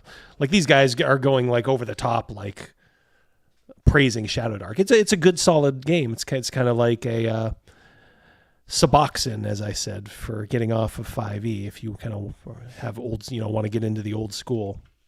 So I do like newer stuff. Look, we always played the newest edition of D&D, so I've never been a grognard by his thing. Right there, especially seeing as my script officially has more words in it than Shadow Dark's entire print book, and this video that started as an analysis of a cool game has suddenly turned into whatever the hell this is. So, in short, there may be some bigots who are grognards, but not all grognards are bigots. So, in summary, the OSR is this acronym that could mean a few different things, and the overgeneralization has cast a disparaging light on it. Whatever you want to say it is, it certainly isn't a movement of anti-inclusivity, no matter how loud someone on either side of the political aisle wants to. It never was, but that's enough of that. I'm going to take it down. Let's see if you guys can even tell I'm taking the video down. Oh, wait, yeah, my logo's there. If that logo wasn't there, you guys wouldn't even know. No, it's never been about... Look, this is just the lie they keep perpetrating. We're keeping people out. We're keeping people out who want to turn it into something else completely. This is what I'll say a little bit on the whole, woke thing. That is what it is for me. Like, yeah, I do think like the 5e rules kind of suck compared to some of the older rule sets, but I could get over a slightly shittier rule set. It's that they've destroyed the entire aesthetic of the game. Like, yes, it doesn't in any way represent like what I picture as Dungeons and Dragons, or even what the game used to represent itself as. Oh, bang on. Yeah, bang on. $5 Canadian, Jeff from Denkar. Thank you so much. It's always amusing when socialists complain about bigotry without knowing the history of their politics or their founder, Karl Marx. Yeah, see a couple of his letters. See what he thought of black people, Karl Marx. Yeah, real interesting. Thank you, Jeff from Denkar. Oh, wait, Jeff Ram.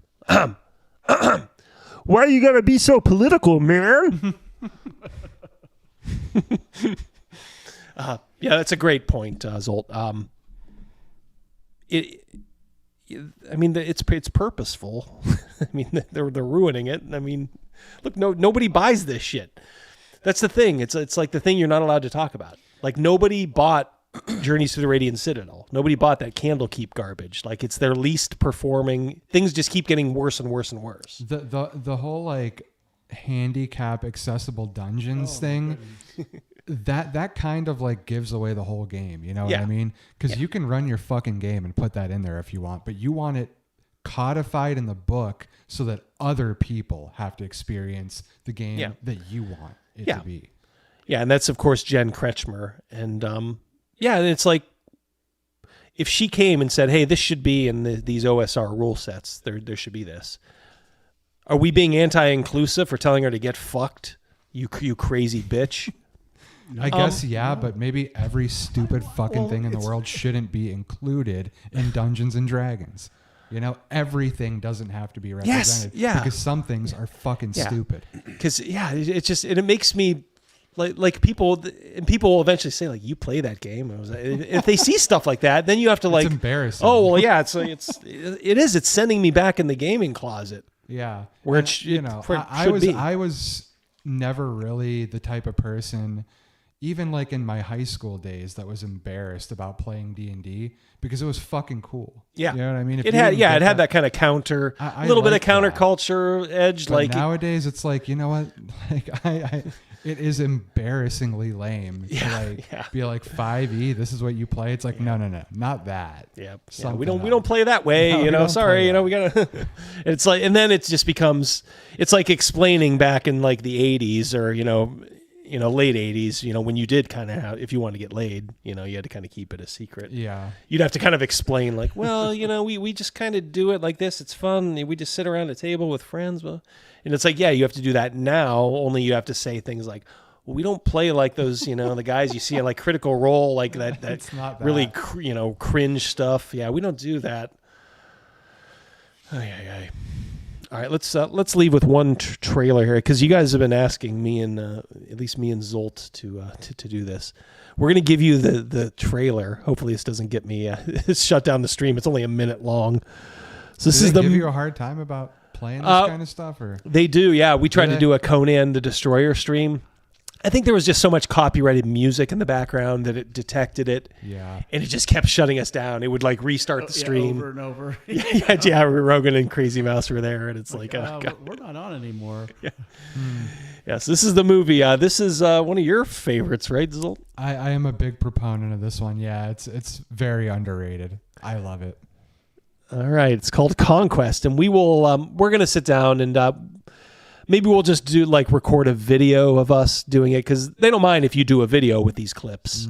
They don't want you streaming stuff live for whatever reason. I don't know the difference, but whatever. So maybe we will do this when we can kind of get together and film on a day.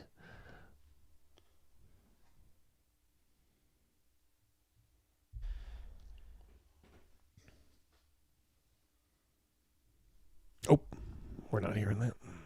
I know why.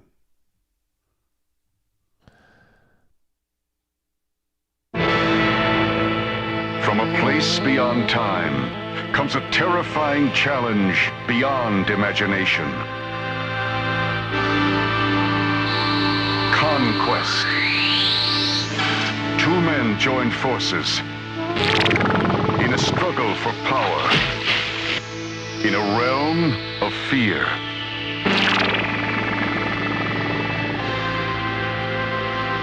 Conquest. An act of courage to conquer the Queen of Darkness.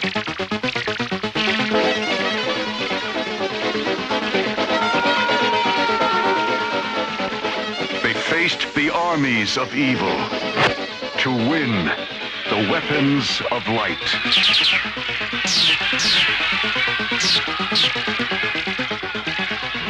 Feel the power. Accept the challenge of Conquest.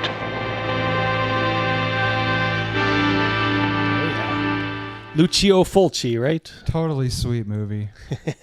It gets really, really crazy and sleazy and a lot of killing and just good stuff.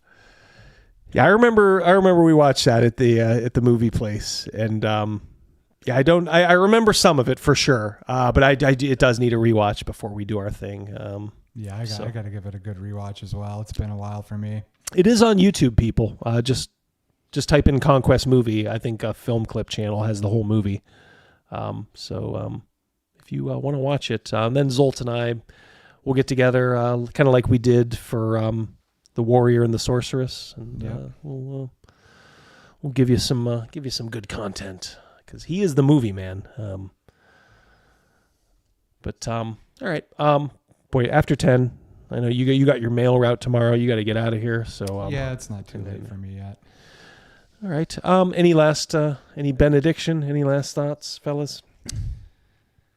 No, you know, I want to come in with something witty here, but I don't know. Something about the betrayer's speech is speaking to me. I go home and throw all my other games away. What I was thinking of when I was watching that Conquest trailer, because everything was so dark, I'm like, that was the theme tonight. Everything was just so dark. Every video we watched was dark, even right up to the very end.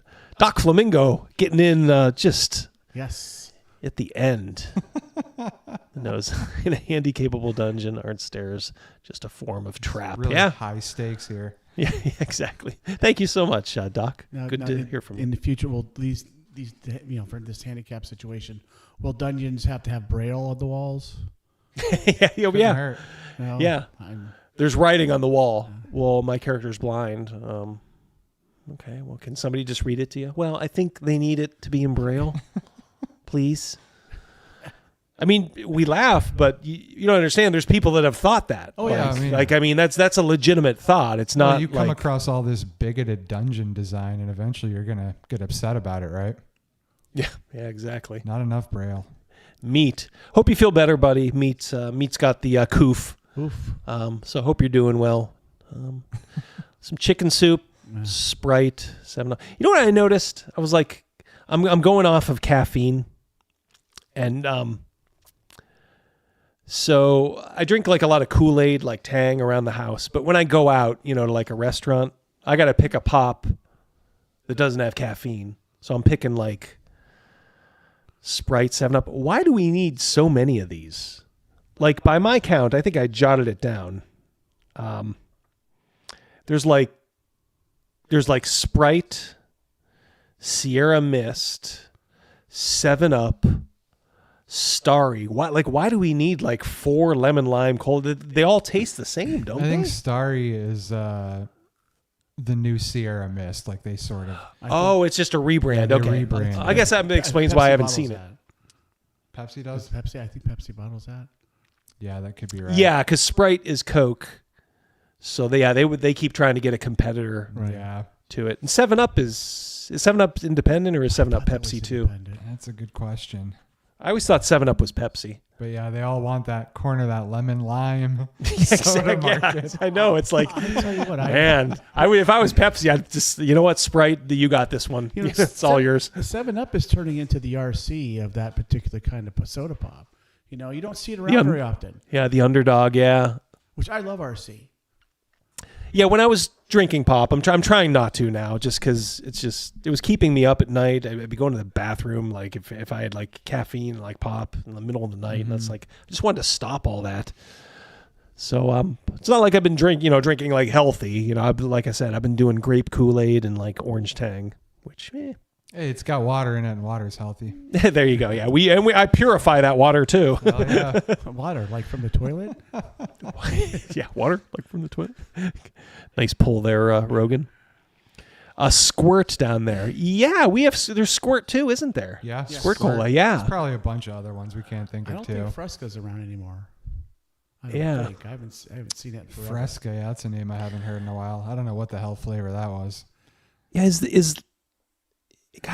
there really that much of a demand for lemon lime cola? Apparently. Slice is another one. Oh yeah, I forgot about that. Yeah. Hope you get well anyway, Meat. Crackers. Yeah. Crackers.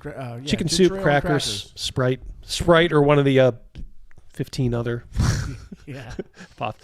Well, thank you guys very much. You chat as always. You were great. I'll give you a little gift coming out here. Just want to say this. I wrote this down. Die in a wet basement. That's what I got out of tonight. And let the man come through. Let the man come through. That's an instant classic line. Yeah, right there. let the man come through. Yeah. I like that one. All right, guys, I'm going to let you go. You go to bed. But listen to this wonderful song I'm going to give you. And think of Soyclops and some of those other people you saw, or even Scotty Garibay when you hear it. Won't you? Oops, not that one.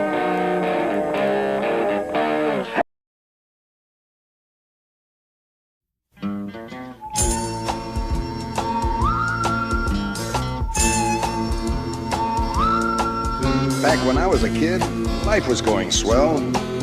Till something happened. Blew everything to hell. That night my daddy stumbled in, all pale and weak. Said a woman up the block just gave birth to a geek.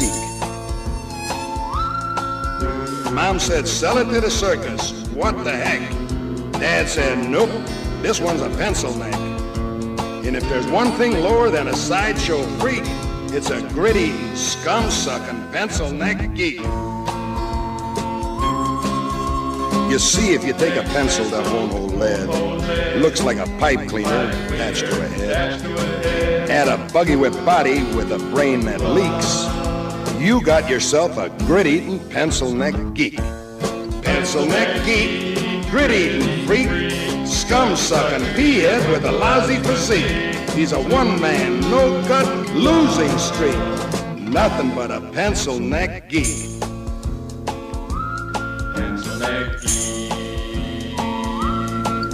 Soon the geeks were popping up all over town. You couldn't hardly sneeze without knocking one down. After a nice juicy steak, if you need a toothpick, just reach for a geek.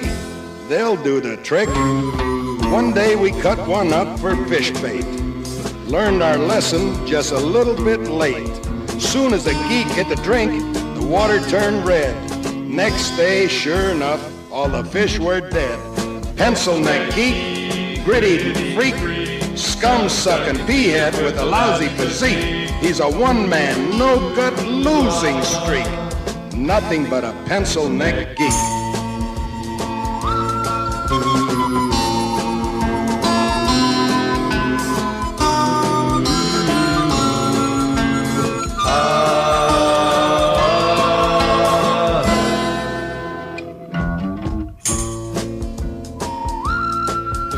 Most any night, you know where I can be found. Yeah, stomping some geek's head into the ground. So keep the faith, cause in Blassie you can trust. I won't give up till the last geek bites the dust. Pencil neck geek, gritty freak, scum-sucking pea-head with a lousy physique. He's a one-man, no-gut losing streak. Nothing but a pencil neck geek. They say these geeks come a dime a dozen. I'm looking for the guy who's supplying the dimes. It's gonna be real hard times for all of these grit-eating, scum-sucking, boot-licking, drop-kicking, gut-grinding, nail-biting, glue-sniffing, scab-picking, butt-scratching, egg-hatching, sleazy, smelly, pepper-bellied, dirty, lousy, rotten, stinking freaks. Nothing but a pencil neck geek. Pencil neck geek.